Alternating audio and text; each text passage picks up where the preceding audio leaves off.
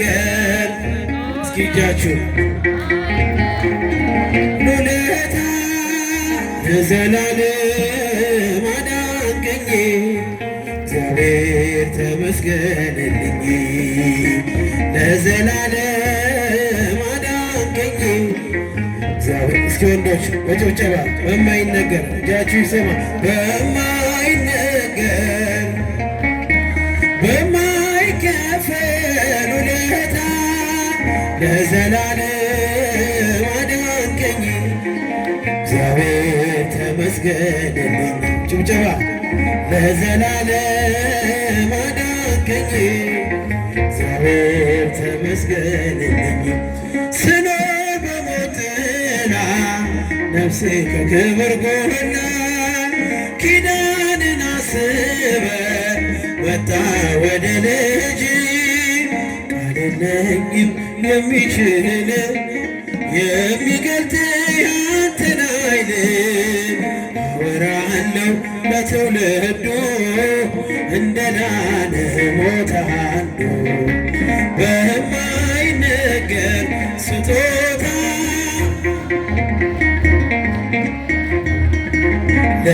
ለዘላለም አዳንከኝ እግዚአብሔር ተመስገንልኝ። እጃችሁ ይሰማ ለዘላለም አዳንከኝ እግዚአብሔር ተመስገንልኝ። ቀረ መባዘኔ ስላለ መድኔ አፈረ ጠላቴ በአንተ መድኃኒቴ ምን እላለሁ ምን አለኝ ፍጹም ሸክሜ ቀሎልኝ በሁኔታ ማትለካ አንተ ብቻ ምታስመካ በማይነገር ስጦታ ውለታ ለዘላለም አዳንከኝ እግዚአብሔር ተመስገንልኝ። አመስግኑ እግዚአብሔርን። እግዚአብሔር ተመስገንልኝ ካቀረቀርኩበት ከኃጢአት ሸለፈት ገዛኸኝ በዋጋ አስፈሪውን የተዘጋ አሁን ባንተ ነፃ ነኝ ፍጹም ሸክሜ ቀሎልኝ ማዳንህን አውጃለሁ ቀን አርገኸኝ ቀን ስላየሁ በማይነገር ስጦታ በማይከፈል ውለታ አዳንከኝ እግዚአብሔር ተመስገንልኝ ለዘላለም ለዘላለም እግዚአብሔር ተመስገንልኝ።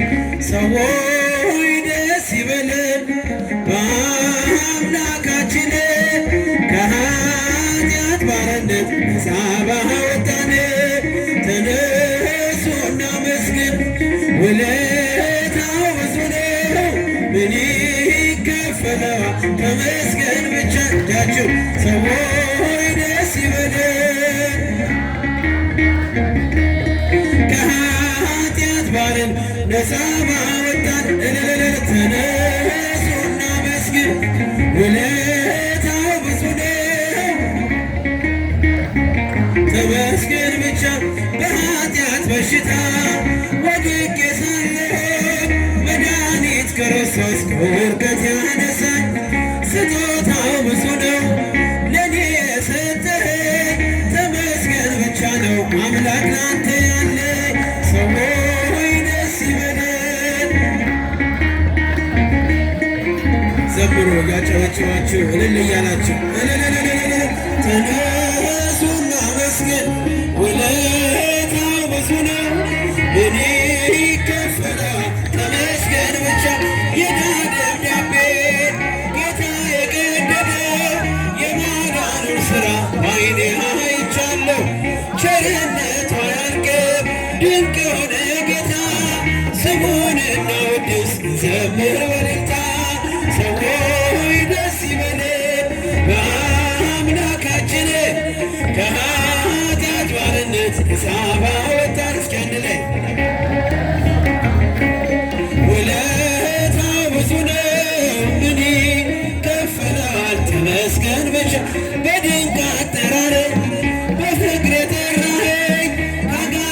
እስራት ነፃ ያወጣኸኝ አልፋና ኦሜጋ ዘላለም የምትኖር ኤልሻዳይ የሆንከው አማኑኤል ተመስገን። ሰዎች ደስ ይበለን ከኃጢአት ባርነት ነፃ ባወጣን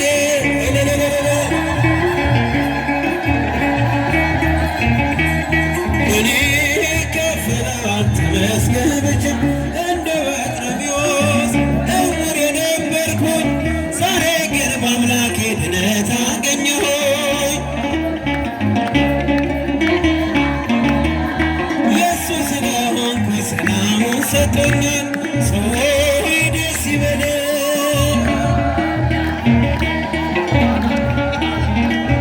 ነፃ ባወጣን ተነሱና መስገን ውለታው ብዙ ነው። ከፍለዋል ተመስገን የዕዳ ደብዳቤ ጌታ የቀደደ የማዳኑን ሥራ ዓይኔ አይቻለሁ። ቸርነቱ አያልቅም ድንቅ የሆነ ጌታ ስሙን እናወድስ እንዘምር እልልታ። ሰዎች ደስ ይበለን ከኃጢአት ባርነት ነፃ ባወጣን ውለታው ብዙ ነው ምን ይከፈለዋል ተመስገን ብቻ። እጃችሁን ሰዎች ደስ ይበለን ኃጢአት ባርነት ነፃ ባወጣን ተነሱና መስገን ውለታው ብዙ ነው ተመስገን ብቻ። ማይደር መለኮት ማይደር መለኮት ማርያም እመ ብዙኃን ማርያም እመ ብዙኃን ማርያም እመ ብዙኃን ማርያም እመ ብዙኃን ማይደረ መለኮት ማይደረ መለኮት ማርያም እመ ብዙኃን ማርያም እመ ብዙኃን ማርያም እመ ብዙኃን ማርያም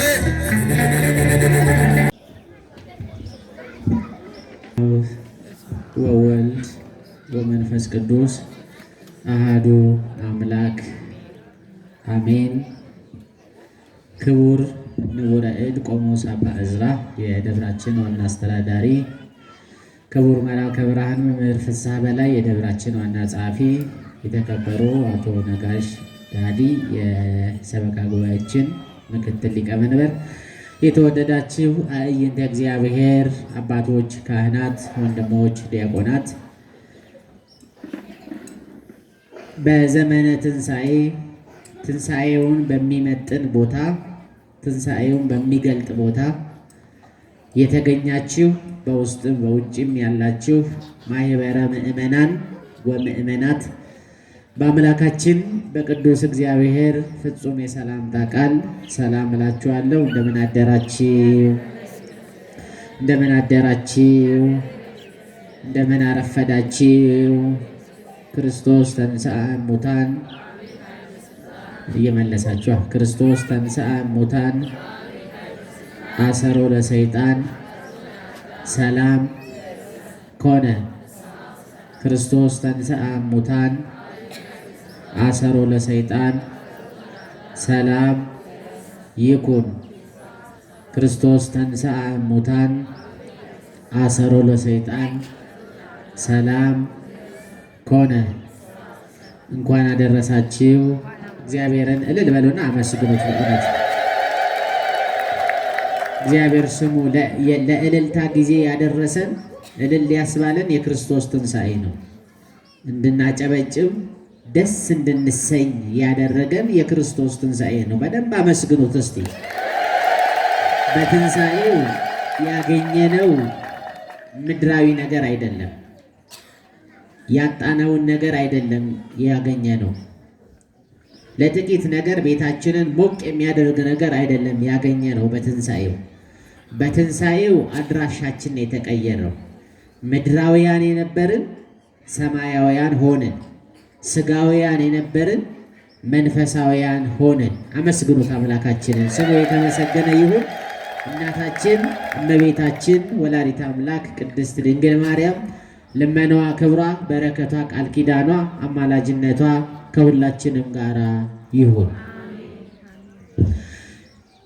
ቅዱሱን የእግዚአብሔርን ቃል የሚያጽናናውን የእግዚአብሔርን ቃል ለጥቂት ደቂቃ ያህል እንማማራለን። የምስጢር ባለቤት ቅዱስ አምላካችን ምስጢሩን፣ ጥበቡን፣ ስጋዊውን ሳይሆን መንፈሳዊውን፣ ምድራዊውን ሳይሆን ሰማያዊውን ጥበብ አምላካችን እግዚአብሔር ለሁላችንም ይግለጽልን። እንደ እግዚአብሔር ቅዱስ ፈቃድ የምንነጋገርበት ቃሉ በዚህ በሉቃስ ወንጌል ምዕራፍ 24 ቁጥር 15 ላይ የሚገኘውን ኃይለ ቃል አንስተን እንነጋገራለን። ቁጥር 16 ላይ ከእነርሱ ጋር ይሄድ ነበር። ሉቃስ ወንጌል ምዕራፍ 24 ቁጥር 16 ላይ የምናገኘው የእግዚአብሔር ቃል ነው። ቁጥር 13 ላይ እነሆም ከእነርሱ ሁለት መንገደኞች ነበሩ ይለናል። የሉቃስ ወንጌል ሲጀምር ነው የዛሬው ወንጌል። ስንት መንገደኞች? ሁለት መንገደኞች ነበሩ። እነዚህም ሉቃስና ቀለዮጳ የሚባሉ የእስራኤልን ቅዱስ ተስፋ አድርገውት የኖሩ የሚቤዠን የሚታደገን ጠላትን አጥፍቶ የጠላት ቅጥርን አፍርሶ እስራኤልንና እስራኤላውያንን ነፃ ሊያወጣ የታመነ ብለው ተስፋ አድርገው የነበሩ ሁለት ሰዎች የክርስቶስን ሞቱን ብቻ ተመልክተው በመስቀል ላይ የተደረገውን የማዳን ሥራ ይልቁንም ብሎ ተፈጸመ ብሎ መድኃኔ ዓለም አንገቱን ዘለስ አድርጎ ነፍሱን በገዛ ስልጣኑ ለወዳጆቹ ለጠላቶቹ ለወደዱት ላልወደዱት ለታመኑት ላልታመኑት ለሚሹት ለሚጠሉት ለሰገዱለት ለማይሰግዱለት ላከበሩት ላላከበሩት ነፍሱን አሳልፎ በፈቃዱ ከሰጠ በኋላ ይልቁንም በአዲስ መቃብር መቀበሩን ካዩ ከሰሙ በኋላ ተስፋ የቆረጡ መንገደኞች ናቸው። ክርስቲያኖች በምድራዊ ሕይወታችሁ በየትኛውም በሕይወታችሁ አቅጣጫ ከዚህ በኋላ አይሆንም፣ ከዚህ በኋላ አይደረግም፣ እኔማ ይደረጋል ብዬ ተስፋ አድርጌ ነበር፣ ይሞላል ብዬ አስቤ ነበር፣ ይሳካል ብዬ አስቤ ነበር፣ ቀና እላለሁ ብዬ አስቤ ነበር፣ ይሞላልኛል ብዬ ተመኝቼ ነበር፣ የልቤ ሐሳብ የልቤ መሻት ይፈጸማል ብዬ አስቤ ነበር ብለን እንደ ኤማሁስ መንገደኞች ወደ ኋላ ከመመለስ እግዚአብሔር ሁላችንንም ይጠብቀን። እነዚህ የኤማሁስ መንገደኞች መነሻና መድረሻ ያለው ጉዞ ይጓዛሉ። ችግሩ መነሻውና መድረሻው አይደለም። የሚጓዙበት ልብና የተመለሱበት ልብ ይለያያል። የኤማሁስ መንገደኞች ከኢየሩሳሌም 60 ምዕራፍ ያህል ወደምትርቀው ያ ለጉዞ የማይመቸው ወበቅ የበዛበት የሚያቃጥል በረሃ ያለበት ጉዞ ነው። ከኢየሩሳሌም ወደ ኤማሁስ ለመጓዝ በኪሎ ሜትር ባይጠቀስም 60 ምዕራፍ ያህል ይሆናል ብለው ወንጌላዊው ቅዱስ ሉቃስ ጽፎልናል። በመጨረሻው ምዕራፍ ላይ ወደ ኤማሁስ መንገድ ሲሄዱ ተኮራርፈው አይደለም የሚያነሱት፣ የሚናገሩት የሚያሰላስሉት ነገር ሁሉ ስለ ወቅታዊ ጉዳይ ነው። ወቅታዊው ጉዳይ ሌላ አይደለም። ወቅታዊው ጉዳይ ሰዎች የሚነጋገሩበት በምድር ላይ ተፈጽሞ የማያውቅ ግፍ የተፈጸመበት ንጹሑ የዋሁ ሰውን ሁሉ የሚወድ ደግሞ ለኃጢአተኞች ሲል የቆሰለ ለኃጢአተኞች ሲል የወረደ ከሰማየ ሰማያት ወርዶ ከእናታችን ከቅድስተ ቅዱሳን ከንጽሕተ ንጹሐን ከድንግል ማርያም ከወላዲተ አምላክ ተወልዶ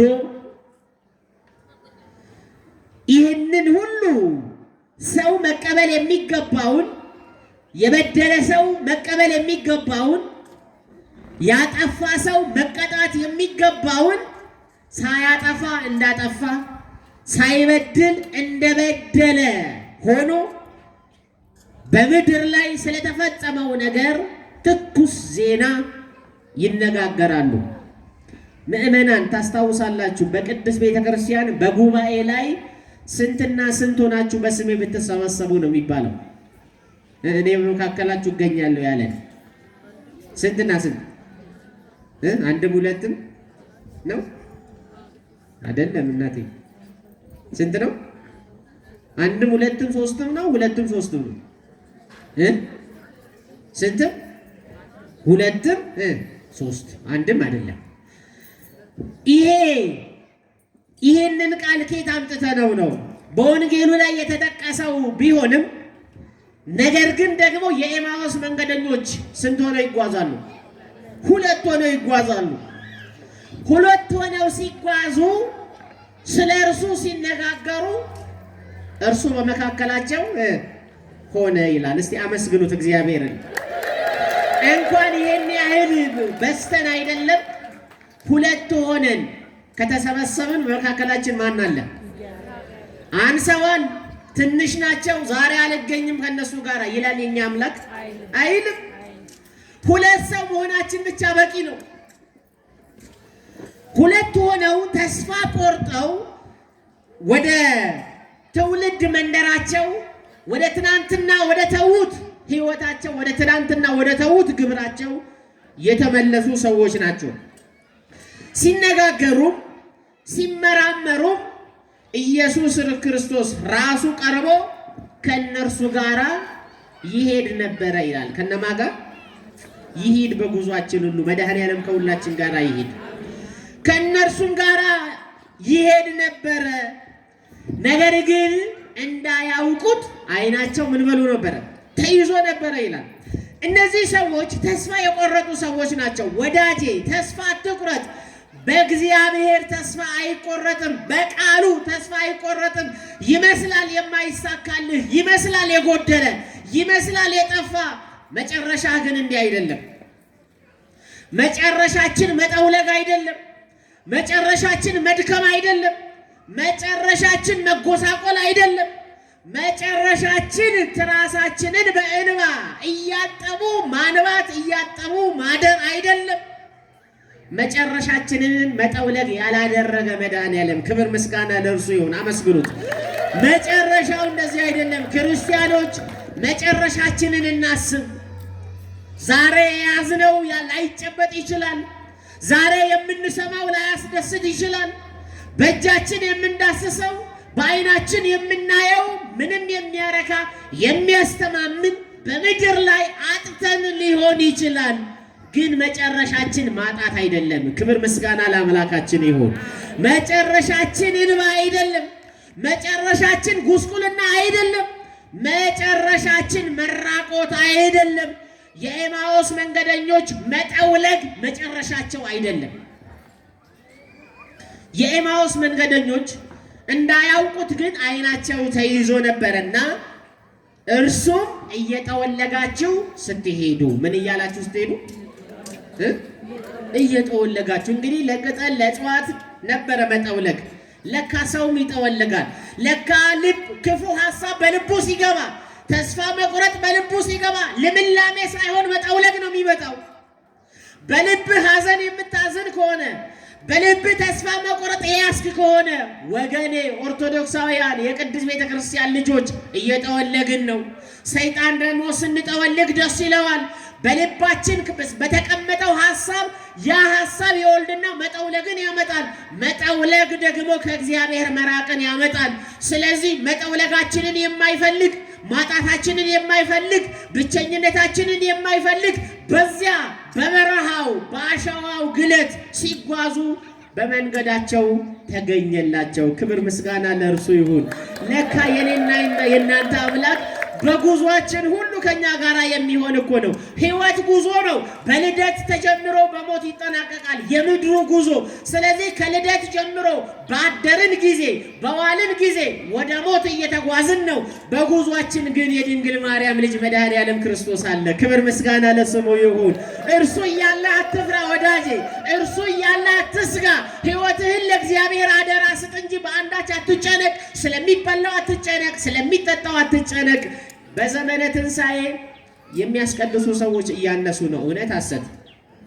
እውነት ሐሰት? እውነት ነው ሐሰት? እውነት ነው። ቆራቢ እንዲህ ነው እንዴ ልደታ? ዛሬ እኮ ወዲያው እንደተወጣ ትንሽ ሰው እኮ ነው ወዲያው እኮ ደሞስ ማያል አንተ ተብሎ ናቁቶ የተባለው ለምን? አመሻሻችን ትንሽ ስላላማረ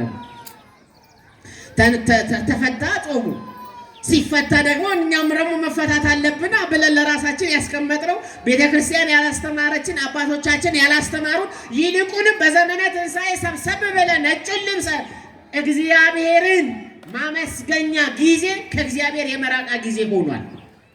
ታስታውሳላችሁ በታንኳይቱ ደቀ መዛሙርቱ እና ጌታችን መድኃኒታችን ኢየሱስ ክርስቶስ በሚጓዙበት ጊዜ ታላቅ ማዕበል ተነሳ ይላል። ምን ተነሳ? ማዕበል ተነሳ። ጌታችን ግን በመርከብ ውስጥ ምን ሆኖ ነበር? ምን ሆኖ ነበር? ንገሩኝ። ተኝቶ ነበር። ደቀ መዛሙርት ውስጥ ተኝተዋል? አልተኙም። ምን አለ? ምን ስላለ? ማዕበል አለ። ማዕበሉ ግራ ቀኝ እያለ ሲያናውጥ ጌታ ሆይ አድነን፣ ስንጠፋ አይገድህምን እያሉ ጌታቸውን ቀሰቀሱት ይለናል በፍቅር። ደቀ መዛሙርቱ ይገርማሉ። በሚተኛበት ሰዓት አልተኙም። ጥሩ ነው። ሁሌ አድነን ማለት ያዋጣል። አያዋጣም? የሚያዋጣው ወዳጅ አድነኝ ማለት ነው። ሳሊ ለቅድስ ማለት ነው። አሳስቢልን ማለት ነው የሚያዋጣው። በማይተኛው ሰዓት ላይ በሚተኛበት ሰዓት ላይ ጌታችን መድኃኒታችን ኢየሱስ ክርስቶስ እንኳን በመርከብ ውስጥ ተኝቶ እያለ እሱ በተሳፈረበት መርከብ ላይ ማዕበል ሲነሳ እነሱ ግን አድነን እያሉ አልተኙም። አድነን እያሉ ጮሁ ይላል። በጌቴ ሴማኒስ ሐሙስ ዕለታስ ጌታችን ኢየሱስ ክርስቶስ በጌቴ ሴማኒ ረጅም ጸሎት የጸለየበት ቀን ነው። በዚያን ቀን እነሱም ለጸሎት ተባብረዋል። ምን ሆነዋል? ወዳጄ ከእንዲህ አይነት ክስረት እግዚአብሔር ሁላችንንም ይጠብቀን። በሚተኛበት ሰዓት ሳልተተኛ በማይተኛበት ሰዓት ላይ ደግሞ ተኝተዋል ደቀ መዛሙርት። እኛም እኮ እንዲህ ነን። በሚተኛበት ሰዓት ላይ ማታ 4 ሰዓት 5 ሰዓት በሚተኛበት ሰዓት ላይ አልተኛንም። በማይተኛበት ሰዓት ላይ ተኝተናል። እንዲያውም የጠዋት አዳር የጠዋት ንግት ማለዳው የጠዋት ንጋት ምሽትን ይመስላል። አመሻሻቸው ያላማረ ሰዎች ጠዋት አይነሱም። እውነት አሰብ እንዲያውም ጠዋት ለመነሳት ነገ እሁድ ነው፣ እረፍት ነው፣ ስራ የለም። ስለዚህ ትንሽ የሚወሳሰዱ ነገሮችን እንወሳሰድ እንላለን። አመሻሻቸውን ያላስተካከሉ ሰዎች ማስቀደስ አይችሉም። ጠዋት ስራ ነው፣ እግዚአብሔርን ማገልገል ስራ ነው። ደቀ መዛሙርቱ በጌቴ ሴማኒ ተኙ። እንዴት በጌቴ ሴማኒ? ለዚያው ክርስቶስ መድኃኔዓለም ኢየሱስ ክርስቶስ ተግቶ በሚጸልይበት ሰዓት ላይ እንዴት ይተኛል? ያኔ በማይተኛበት ሰዓት ላይ ያ ሁሉ ንቃት የት ሄደ? እግዚአብሔር ወደ ልባችን ይመልሰን።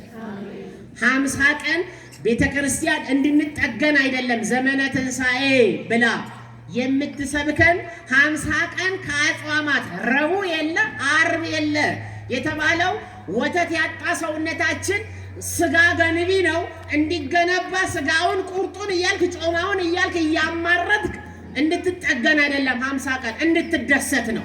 ደስታው ምድራዊ አይደለም። ደስታው ስራ አግኝተህ አይደለም። ደስታው ደሞዝ ተጨምሮልህ አይደለም። ደስታው ታመህ ድነህ አይደለም።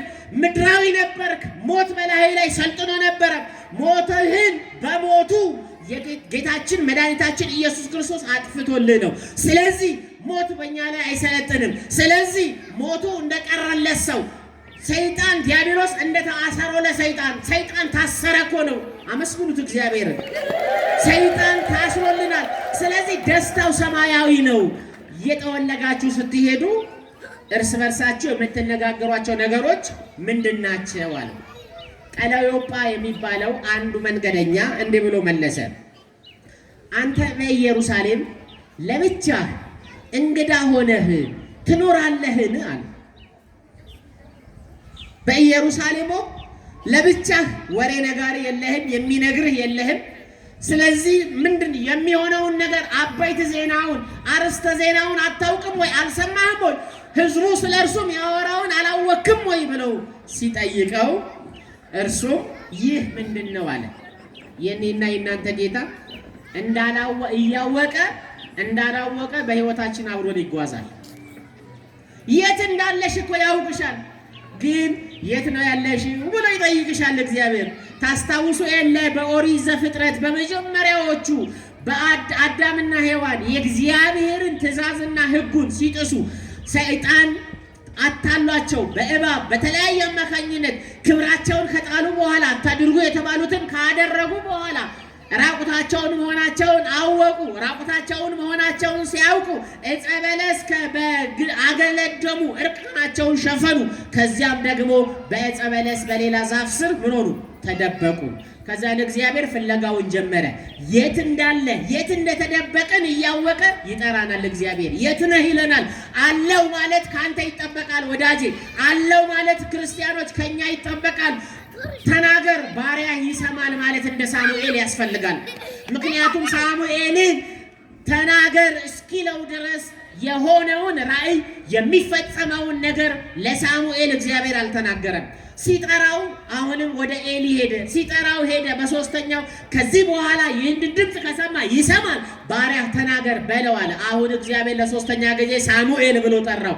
ያን ጊዜ ባሪያ ይሰማልና ምን በላለው? ተናገር። ይናገረን መድኃኔዓለም፣ እንድንሰማ ደግሞ እርሱ ይርዳል። ስለዚህም አዳም ሆይ ምን አለው? ወዴት ነህ? የት እንዳለ አያውቅም? ያውቃል። እዚህ ነኝ ማለት ያስፈልጋል። ክርስቲያኖች እዚህ ነኝ ብለን መናገር በሚያሳቀቀን ቦታ ምን አስገኘን? ብዙዎቻችን የት ነን ብንባል አሁን እናፍራለን። የት ነን? አሁን እዚህ ያለንበትን ሳይሆን ህይወታችሁ ምን ይመስላል? ክርስትና ህይወታችሁ ምን ይመስላል? በንስሐ ህይወት ነው ወይ የምንመላለሰው? ንስሐ ገብተናል ወይ? ንስሐ አባት አለን ወይ? ምክረ ካህን በመቼ ነው የምናገኘው? ስንወልድ ከቤተሰባችን አንድ ሰው በሞት ሲለየን ለፍታት ነው እንዴ? አይደለም። እዚህ ነን ብለን መናገር በሚያቀተን ቦታ መገኘት ያሳፍራል። ክርስቲያኖች ክርስትና በየቀኑ ከእግዚአብሔር ጋር መኖር ነው። መቼ ሲፈቱ የተፈቱ ሰዎች ያልኩት በምክንያት ነው። ቅድም በየቀኑ ከእግዚአብሔር ጋር መኖር ነው። አንተ በኢየሩሳሌም እንግዳ ሆነህ ለብቻ ትኖራለህ፣ ምንድነው ይሄ ብሎ ጠየቃቸው። አያውቅም። ስለ ራሱ ሊሰብኩለት እኮ ነው። ስለ ራሱ ሊነግሩት እኮ ነው። ስለ ሞቱ ሊነግሩት እኮ ነው። ስለ ተስፋ መቁረጣቸው ሊነግሩት እኮ ነው። ባለቤቱ ዋናውን ታገኛላችሁ። የእግዚአብሔር ልጆች እውነተኛውን መድኃኒት፣ እውነተኛውን አዳኝ፣ እውነተኛውን እንባባሽ፣ እውነተኛውን ቀን አውጪ፣ እውነተኛውን የምታገኙት እዚህ ነው። ከነ ክብሩ አመስግኑት እግዚአብሔርን። ከነ ክብሩ እኛ ተስፋ አድርገነው ነበር፣ እንዲሆኖ ነበር እያሉ ነበር። ይህ ምንድነው ብለው ጠየቁት። መረዳታቸውን ማወቅ አለበት። ከነሱ መጀመር አለበት። አንዳንድ ሰው ጸልይ ሲሉት ለምንድን ነው የምጸልየው?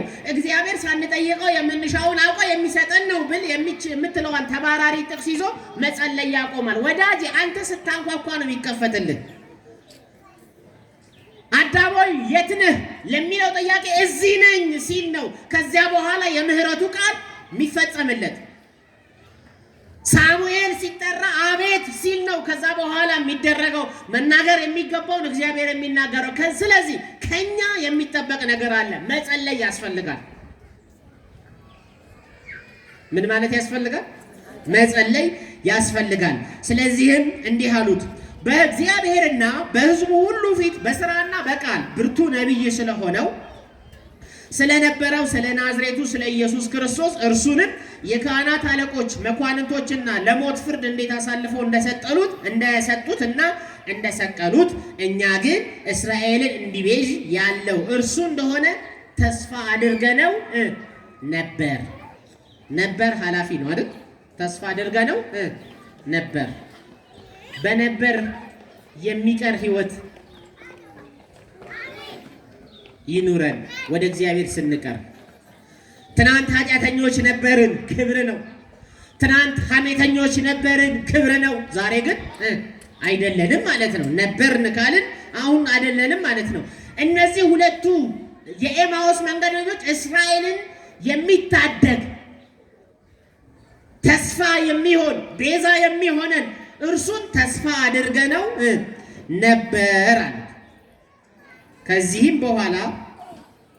ከዚህ በኋላ በሶስተኛ ቀን ደግሞ ከኛ ጋራ ማልደው ከመቃብሩ የነበሩ አንዳንድ ሴቶች ምን አሉ? አስገረሙ። አሁን የተከፈለ ልብ ነው ያላቸው። የሴቶቹን ስብከት ሰምተዋል። ክርስቶስ ከምን እንደተነሳ ሄዳችሁ እንዴ? ከምን እንደተነሳ ከሞት እንደተነሳ ሴቶቹ ሲናገሩ ተገርመዋል። ግን እውነት ነው አይደለም የሚለው ነገር በተከፈለ ልብ ነው። በተከፈለ ልብ መኖር ይብቃን ክርስቲያኖች። እንመነው እግዚአብሔርን። ቀን አውጪ ነው። እንመነው የድሃ አባት ነው መድኃኔዓለም። እንመነው የድሆች መጠጊያ ነው። እንመነው ጉልበት ለሌላቸው ለአቅመ ደካሞች ሁሉ ብርታት የሚሆን ነው። ካሌብ የሚባል ከኢያሱ ጋር የነበረ አንድ የእግዚአብሔር አገልጋይ ምን አለ መሰላችሁ? እድሜው 80 ዓመቱ ነው። ግን ምን አለ መሰላችሁ ሲጠይቁት ዛሬም ጉልበታም ነኝ አለ። እስቲ በሉ ምንድን ነኝ? 80 ዓመት እኮ ነው። የ80 ዓመት አዛውንት አቀበቱን መውጣት ቁልቁለቱን መውረድ እንደ ወጣትነት እንደነዚህ ልጆች አው መሮጥ ይችላል። የ80 ዓመት ሽማግሌ ይችላል? አይችልም። ግን ምን አለ ካሌብ? ዛሬም ምንድን ነኝ አለ። ምንድነው? ያንን ጉልበት የሆነው ማንን ስለሆነ ነው?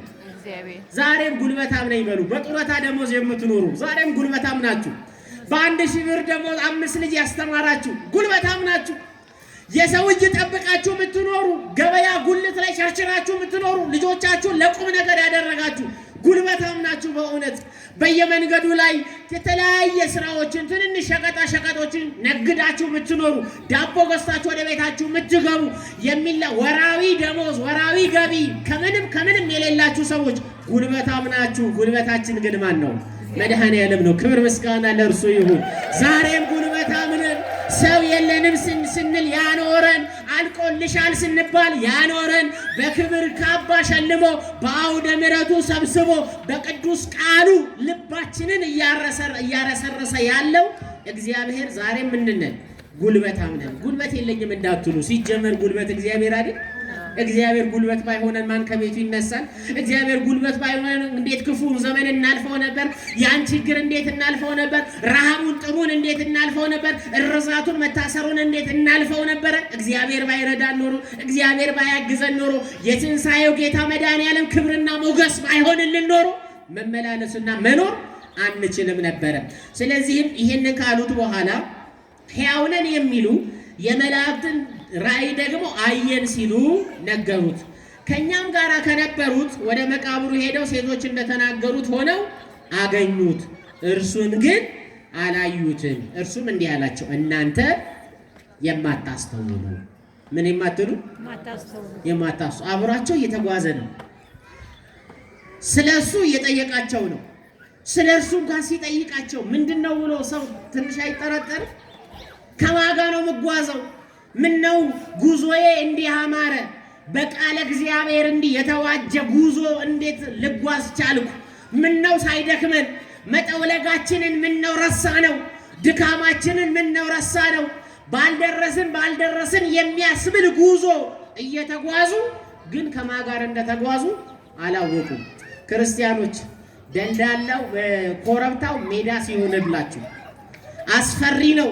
ከዚህ በኋላ አስቸጋሪ ጊዜ በቤተሰብህ ላይ ይመጣል፣ በህይወትህ ላይ ይመጣል፣ በስራህ ላይ ይመጣል፣ በጤናህ ላይ ይመጣል ሲባል የተባለው ነገር እንዳልሆነ ሲሆን በመጋቢት ወር ላይ እንዲህ ይሆንብሃል ተብሎ ከዚህ ወር ጀምሮ ከስራ ትቀነሳለህ፣ ከስራ ትባረራለህ፣ እንዲህ ትሆናለህ ሲባል ያ ወር ሲደርስ ግን ምንም ነገር ሳይከሰት ሲቀር እንዲሁ በአጋጣሚ ሆኖልን ነው። መድኃኔዓለም ከኛ ጋር ተጉዞ እኮ ነው ጉርለቱ የሞላው። ተጉዞ እኮ ነው ማጣቱ በማግኘት የተሞላው። ተጉዞ እኮ ነው ማጉረምረም ትቻለሁ። ያ ማጉረምረም የተውነው ማመስገን የጀመርነው በጉዟችን መድኃኔዓለም ተጉዞ ነው። ክብር ምስጋና ለእርሱ ይሁን። እንጂማ ችግር ነበረ፣ እንጂማ ረሃቡ ጽኑ ነው፣ እንጂማ ሰልፉ ብዙ ነው፣ እንጂማ መከራው ብዙ ነው። ግን የድንግል ማርያም ልጅ መጨረሻችንን መጠውለግ አላደረገብንም። መጨረሻችንን ኪሳራ አላደረገብንም።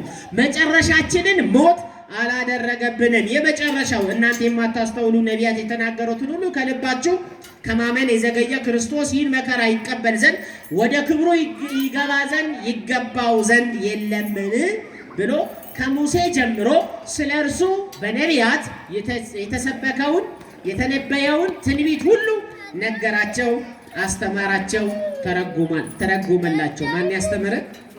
እግዚአብሔር ያስተምረን። ወደሚሄዱበትም መንገድ ቀረቡ ይላል የመጨረሻው ሐሳብ። ከዛን ምን አሉት መሰላችሁ? ወደሚገቡበት ሰፈራቸው ደረሱ ማለት ነው። የት? ኤማውስ። ለካ ወደ ጥፋት ወደሚወስደው መንገድ እንኳን ከእግዚአብሔር ጋር እየሆኑ ከእግዚአብሔር ጋር መጓዝ ለመመለሳችን ዋዜማ ነው። ወደ መንደራቸው ሲቀርቡ ጌታ ሆይ ቀኑ መሽቷልና ከኛ ጋር እደር። ደስ አይል? መሽቷል። ቀኑ እየመሸ ነው። ምሽቱ እየቀረበ ነው። ፀሐይ ልትጠልቅ ነው። ጨረቃ ልትወጣ ነው። ጨለማው ሊያይል ነው። ፀሐይ ለጨለማ፣ ብርሃን ለጨለማ ተራውን ሊያስረክብ የቀረበበት ጊዜ ደርሷል። ስለዚህ ምን አላቸው? ከኛ ጋራ እደር። ሲመሽ ያስፈልጋል። እሱ ሲመሽ፣ አሁን መሽቷል። ጨለማው እየመጣ ነው። ስለዚህ ከኛ ጋራ እደር፣ ከእርሱ ጋራ ከኛ ጋራ ሁን ማለት ያስፈልጋል። በዚህ ክፉ ዘመን ምድራችን በጦርነት አለንጋ በምትገረፍበት ዘመን መድኃኔዓለምን ከኛ ጋር እደር ማለት ያስፈልጋል። የዘመኑ ፍጻሜ ደርሷል ክርስቲያን ወገኖቼ። ስለዚህ ሁል ጊዜ ከኛ ጋር እደር የሚሉ ምዕመናን ይበረታታሉ፣ ይድናሉ፣ ይጸናሉ፣ ይለመልማሉ። መጠወለግ ከህይወታቸው ይርቃል። ስለዚህ ከኛ ጋር እደር አሉትና ወደ ቤታቸው አስገባ። የግድ አሉት ይላል። ወደ ቤታቸው ገባና የአባወራውን ቦታ ለሱ ሰጡት። ለማሰጡት የማንን ቦታ? የዋናውን ቦታ። አባወራ ማዕድ ይባርካል። ታውቃላችሁ፣ የቤት ራስ ነው አባወራ። ዋና ነው ለቤቱ አባወራ። እነሱ ለቤታቸው ዋና ነበሩ እስከዛሬ። የእነርሱ ዋናነት ግን ተስፋ ከመቁረጥ አልታደጋቸውም። ስለዚህ መፍትሄው ቦታ መልቀቅ ነው። ለማ? ለመድኃኔዓለም። ልቀቁ፣ ቦታ ልቀቁ። በልባችሁ ውስጥ ቦታ ልቀቁ። ገንዘብ ያስቀመጣችሁ፣ ስልጣን ያስቀመጣችሁ፣ ዘራችሁን በልባችሁ ያስቀመጣችሁ ልቀቁ። የክብር ንጉሥ መድኃኔዓለም ይግባ በልባችሁ። ክብር ምስጋና ለእሱ ይሁን። እሱ ሲገባ ነው የሚያምርበት። እናንተ መኳንንት በሮቻችሁን ምን በሉ? ክፈቱ። የክብር ንጉሥ ይግባ መድኃኔዓለም። ጤና ላጣው መንደር መድኃኔዓለም ይግባ። ሰላም ላጣው ትዳር መድኃኔዓለም ይግባ። ሕይወት ለመረረን ሰዎች መድኃኔዓለም ይግባ። ቤታቸው አስገቡት። የአባወራውን ቦታ ሰጡት። አባወራ ማዕድ ይባርካል። የማዕድ ሰዓት ደረሰ። ማዕድ ባረከላቸው። ሲባርክላቸው የተያዘው አይናቸው ምን ሆነ? አእምሯቸው ተከፈተ። የልቦና አይናቸው ምን ሆነ? በራላቸው። ያን ጊዜ እርሱ እንደሆኑ አወቁት። እንወቀው መድኃኔዓለምን። እንወቀው። በተሳሳተ መንገድ አይደለም። ቅድስት ቤተ ክርስቲያናችን በወንጌሉ በተጻፈልን ሊቃውንቱ ባመሰጠሩልን መልኩ እንድንሰበሰብ ፈቃዱ ይሁን ክርስቲያኖች። ስለዚህም መድኃኒታችን ኢየሱስ ክርስቶስ በሕይወታችን ውስጥ ስላደረገልን ነገር የመመስከሪያ ጊዜ ነው 50 ቀን እንጂ የመመስከሪያ ጊዜ ነው ይህ ወቅት እንጂ ሌላ በተሳሳተ መንገድ እንዳይሆን አምላካችን እግዚአብሔር ሁላችንንም ይርዳል። አሁን ክርስቶስ ሲነሳ እኛ እንዳንሞት፣ እሱ ሲነሳ እኛ መነሳት ነው ያለብን አይደል? ከኃጢአት ላይ፣ ከክፋት ላይ፣ ከአድመኝነት ላይ፣ ከመናፍቅነት ወንበር ላይ፣ ከሐሜት ወንበር ላይ፣ ከዘረኝነት ስብስብ ላይ መውጣት ነው ያለብን። የእሱ መነሳትን መነሳታችን አድርገን ማሰብ ይኖርብናል ማለት ነውና በመንገዳቸው ከነርሱ ጋር ይሄድ ነበረ ይላል። እኛ የተናቅን ብንሆን ተስፋ የቆረጥን ብንሆን ካገኙት በኋላ አይናቸው ሲባረክላቸው አይናቸው የልቦና አይናቸው ሲበራላቸው ወዴት ተመለሱ? ያለ ወደ ኢየሩሳሌም። መነሻቸው ኢየሩሳሌም ናት አይደል? መድረሻቸውስ ማን ሆነ? ኢየሩሳሌም። በእነሱ ሀሳብ ሊሄዱ የፈለጉት የት ነው? ኤማውስ ነው። እሱን ሲያገኙት ልባቸው ሲቃጠል መጠውለጋቸው ሲቆም ሲለመልሙ የምን ኤማውስ የምን ተስፋ መቁረጥ ተመልሰው በመንገዳችን ሁሉ አይተነዋል፣ ለእነ መግደላዊት ማርያም ለሴቶቹ ሁሉ ታይቷል ብለው በታላቅ ኃይልና ስልጣን ትንሣኤውን መስበክ ጀመሩ። የሚያምርብን ክርስቶስ ተንሥአ እሙታን ስንል ነው። ትንሣኤ እኮ ነው። አንገናኝም፣ አናጋጭም ያን ብርጭቆውን እያልን እንደው አስረሽ ምቹ የምንልበት ዘመን አይደለም። አሁን ወዳጄ ስንት ዘመን ተበልቷል፣ ስንት ዘመን ተጠጥቷል። አሁን 7 ሰዓት 8 ሰዓት ሌሊት ትገባና ጠዋት እንዴት ብለህ ቅዳሴ ትመጣለህ? በምን አቅምህ? ፍየል ወዲያ ቅዝምዝም ወዲህ የሆነ ህይወት ሊቀርብን ያስፈልጋል። ክርስቶስ እኛን ያዳነን የክርስቶስ ትንሣኤ የእግዚአብሔር ልጆች ናችሁ የምንባል ሰዎች መገለጫችን መስቀልና ክርስትና ነው። ስለዚህ በቅዱሱ ስፍራ እንድንሰበሰብ እግዚአብሔር ሁላችንንም ይርዳን። በጉዟችን ሁሉ ማን ይጓዝ? አብሮ። ስለዚህ አብሮን እንዲጓዝ ምን እንበለው? ወደ ቤታችን ከኛ ጋራ በል ውስጥ ከኛ ጋራ ምን እደር በሉት። አዎ ይደር፣ መድኃኔዓለም በቤታችን ይደር፣ በሀገራችን ይደር፣ ይቆይልን፣ መንደራችን ላይ ይግባ፣ ሰፈራችን ውስጥ ይግባ፣ ቤታችን ውስጥ ይግባ። በሀገራችን እሱን እግዚአብሔር የሚፈራበት ሀገር ስመ እግዚአብሔር የሚጠራበት ሀገር ይሁን። ያን ጊዜ እሱ የገባበት መንደር ተስፋ መቁረጥ የለም። ተስፋ የቆረጡ ተጉዘው ጥፋታቸው ጋር ሄደው አልቀሩም፣ ተመልሰዋል። ጠውልገው አልቀሩም፣ ለምልመዋል። ያስተማረን መድኃኔዓለም ስሙ የተመሰገነ ይሁን። ወስብሐት ለእግዚአብሔር።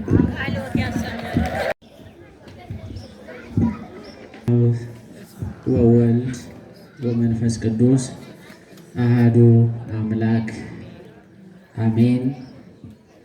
ክቡር ንቡረ እድ ቆሞስ አባ ዕዝራ የደብራችን ዋና አስተዳዳሪ፣ ክቡር መልአከ ብርሃን መምህር ፍስሐ በላይ የደብራችን ዋና ጸሐፊ፣ የተከበሩ አቶ ነጋሽ ዳዲ የሰበካ ጉባኤያችን ምክትል ሊቀመንበር፣ የተወደዳችሁ አዕይንተ እግዚአብሔር አባቶች፣ ካህናት፣ ወንድሞች፣ ዲያቆናት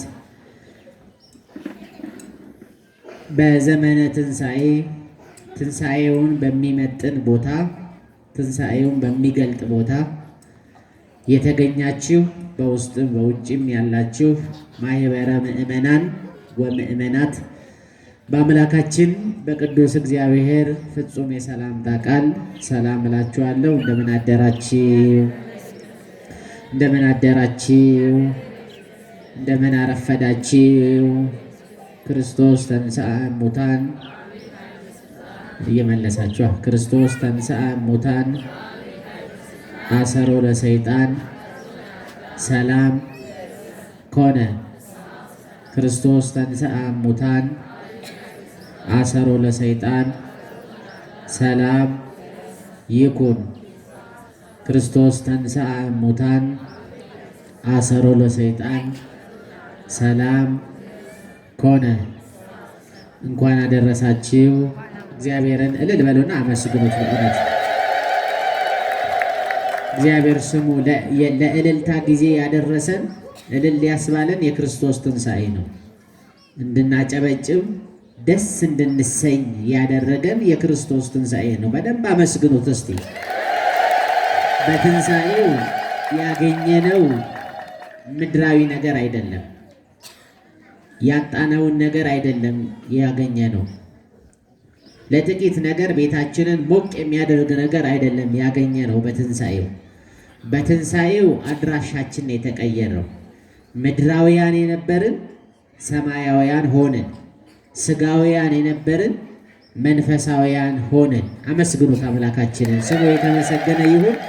እናታችን እመቤታችን ወላዲተ አምላክ ቅድስት ድንግል ማርያም ልመናዋ፣ ክብሯ፣ በረከቷ፣ ቃል ኪዳኗ፣ አማላጅነቷ ከሁላችንም ጋር ይሁን። ቅዱሱን የእግዚአብሔርን ቃል የሚያጽናናውን የእግዚአብሔርን ቃል ለጥቂት ደቂቃ ያህል እንማማራለን። የምስጢር ባለቤት ቅዱስ አምላካችን ምስጢሩን፣ ጥበቡን፣ ስጋዊውን ሳይሆን መንፈሳዊውን፣ ምድራዊውን ሳይሆን ሰማያዊውን ጥበብ አምላካችን እግዚአብሔር ለሁላችንም ይግለጽልን። እንደ እግዚአብሔር ቅዱስ ፈቃድ የምንነጋገርበት ቃሉ በዚህ በሉቃስ ወንጌል ምዕራፍ 24 ቁጥር 15 ላይ የሚገኘውን ኃይለ ቃል አንስተን እንነጋገራለን። ቁጥር 16 ላይ ከእነርሱ ጋር ይሄድ ነበር። ሉቃስ ወንጌል ምዕራፍ 24 ቁጥር 16 ላይ የምናገኘው የእግዚአብሔር ቃል ነው። ቁጥር 13 ላይ እነሆም ከእነርሱ ሁለት መንገደኞች ነበሩ ይለናል። የሉቃስ ወንጌል ሲጀምር ነው የዛሬው ወንጌል። ስንት መንገደኞች? ሁለት መንገደኞች ነበሩ።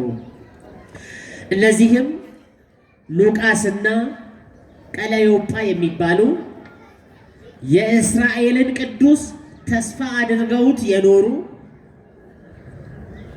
የሚቤዠን የሚታደገን ጠላትን አጥፍቶ የጠላት ቅጥርን አፍርሶ እስራኤልንና እስራኤላውያንን ነፃ ሊያወጣ የታመነ ብለው ተስፋ አድርገው የነበሩ ሁለት ሰዎች የክርስቶስን ሞቱን ብቻ ተመልክተው በመስቀል ላይ የተደረገውን የማዳን ሥራ ይልቁንም ብሎ ተፈጸመ ብሎ መድኃኔ ዓለም አንገቱን ዘለስ አድርጎ ነፍሱን በገዛ ስልጣኑ ለወዳጆቹ ለጠላቶቹ ለወደዱት ላልወደዱት ለታመኑት ላልታመኑት ለሚሹት ለሚጠሉት ለሰገዱለት ለማይሰግዱለት ላከበሩት ላላከበሩት ነፍሱን አሳልፎ በፈቃዱ ከሰጠ በኋላ ይልቁንም በአዲስ መቃብር መቀበሩን ካዩ ከሰሙ በኋላ ተስፋ የቆረጡ መንገደኞች ናቸው። ክርስቲያኖች በምድራዊ ሕይወታችሁ በየትኛውም በሕይወታችሁ አቅጣጫ ከዚህ በኋላ አይሆንም፣ ከዚህ በኋላ አይደረግም፣ እኔማ ይደረጋል ብዬ ተስፋ አድርጌ ነበር፣ ይሞላል ብዬ አስቤ ነበር፣ ይሳካል ብዬ አስቤ ነበር፣ ቀና እላለሁ ብዬ አስቤ ነበር፣ ይሞላልኛል ብዬ ተመኝቼ ነበር፣ የልቤ ሐሳብ የልቤ መሻት ይፈጸማል ብዬ አስቤ ነበር ብለን እንደ ኤማሁስ መንገደኞች ወደ ኋላ ከመመለስ እግዚአብሔር ሁላችንንም ይጠብቀን። እነዚህ የኤማሁስ መንገደኞች መነሻና መድረሻ ያለው ጉዞ ይጓዛሉ። ችግሩ መነሻውና መድረሻው አይደለም። የሚጓዙበት ልብና የተመለሱበት ልብ ይለያያል። የኤማሁስ መንገደኞች ከኢየሩሳሌም 60 ምዕራፍ ያህል ወደምትርቀው ያ ለጉዞ የማይመቸው ወበቅ የበዛበት የሚያቃጥል በረሃ ያለበት ጉዞ ነው። ከኢየሩሳሌም ወደ ኤማሁስ ለመጓዝ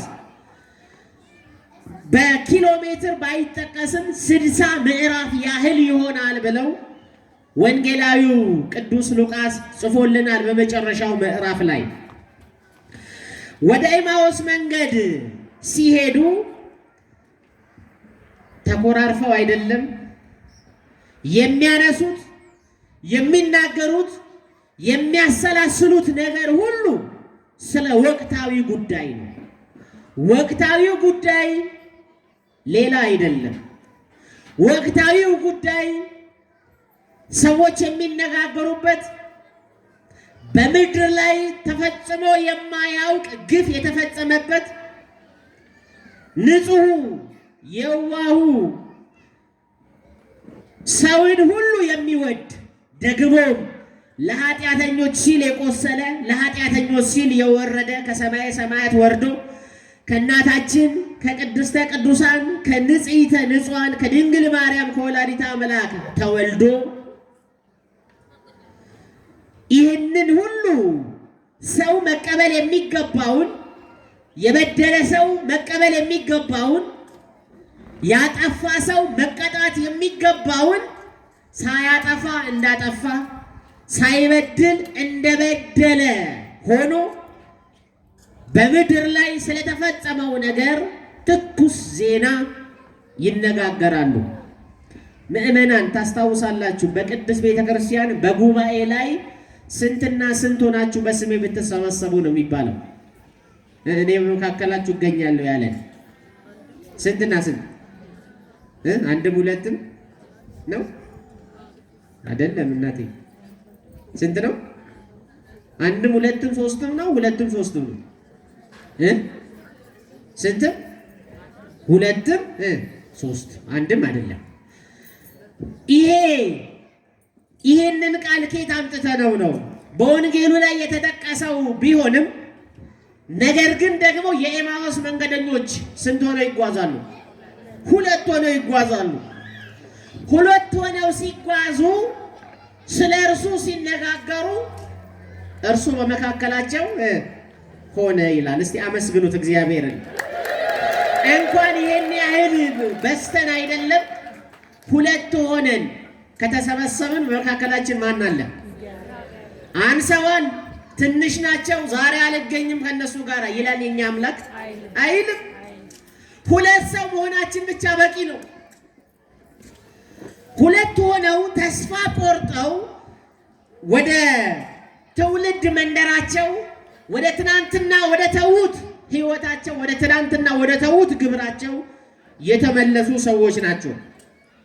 ሲነጋገሩም ሲመራመሩም ኢየሱስ ክርስቶስ ራሱ ቀርቦ ከነርሱ ጋራ ይሄድ ነበረ ይላል። ከነማ ጋር ይሄድ? በጉዟችን ሁሉ መድኃኔዓለም ከሁላችን ጋራ ይሄድ። ከነርሱም ጋራ ይሄድ ነበረ። ነገር ግን እንዳያውቁት ዓይናቸው ምን ብሎ ነበረ? ተይዞ ነበረ ይላል። እነዚህ ሰዎች ተስፋ የቆረጡ ሰዎች ናቸው። ወዳጄ ተስፋ አትቁረጥ። በእግዚአብሔር ተስፋ አይቆረጥም። በቃሉ ተስፋ አይቆረጥም። ይመስላል የማይሳካልህ፣ ይመስላል የጎደለ፣ ይመስላል የጠፋ። መጨረሻ ግን እንዲህ አይደለም። መጨረሻችን መጠውለግ አይደለም። መጨረሻችን መድከም አይደለም። መጨረሻችን መጎሳቆል አይደለም።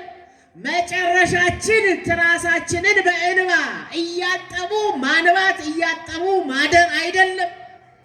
መጨረሻችንን መጠውለግ ያላደረገ መድኃኔዓለም ክብር ምስጋና ለእርሱ ይሁን። አመስግኑት። መጨረሻው እንደዚህ አይደለም። ክርስቲያኖች መጨረሻችንን እናስብ። ዛሬ የያዝነው ላይጨበጥ ይችላል። ዛሬ የምንሰማው ላያስደስት ይችላል። በእጃችን የምንዳስሰው በዓይናችን የምናየው ምንም የሚያረካ የሚያስተማምን በምድር ላይ አጥተን ሊሆን ይችላል። ግን መጨረሻችን ማጣት አይደለም። ክብር ምስጋና ለአምላካችን ይሁን። መጨረሻችን እንባ አይደለም። መጨረሻችን ጉስቁልና አይደለም። መጨረሻችን መራቆት አይደለም።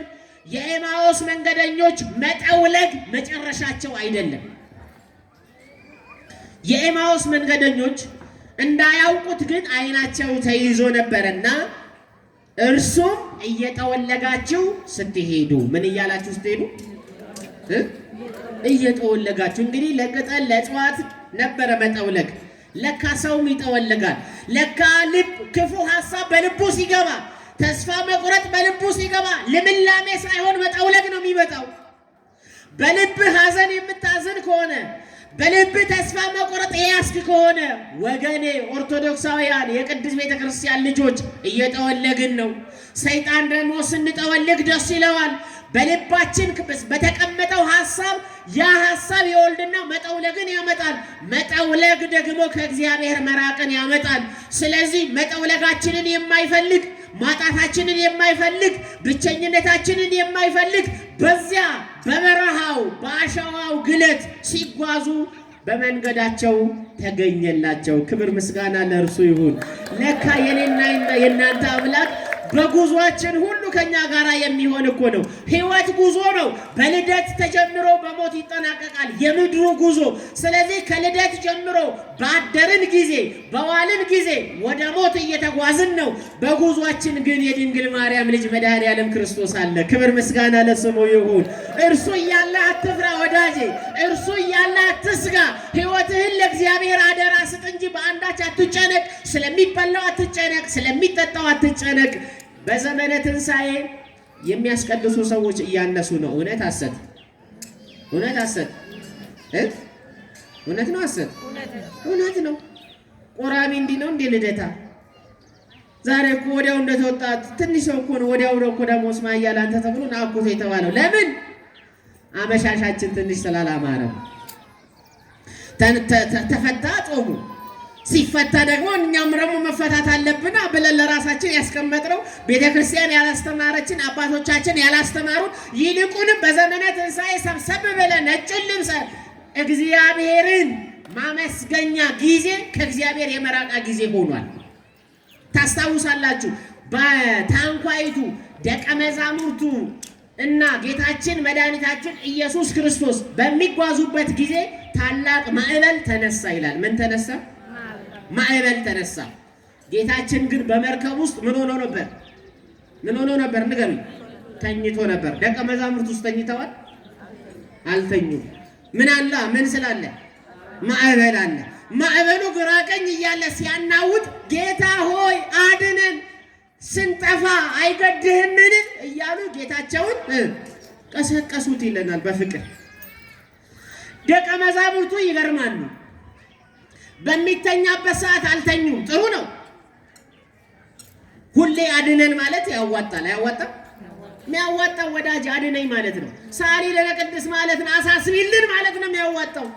በማይተኛው ሰዓት ላይ በሚተኛበት ሰዓት ላይ ጌታችን መድኃኒታችን ኢየሱስ ክርስቶስ እንኳን በመርከብ ውስጥ ተኝቶ እያለ እሱ በተሳፈረበት መርከብ ላይ ማዕበል ሲነሳ እነሱ ግን አድነን እያሉ አልተኙም። አድነን እያሉ ጮሁ ይላል። በጌቴ ሴማኒስ ሐሙስ ዕለታስ ጌታችን ኢየሱስ ክርስቶስ በጌቴ ሴማኒ ረጅም ጸሎት የጸለየበት ቀን ነው። በዚያን ቀን እነሱም ለጸሎት ተባብረዋል።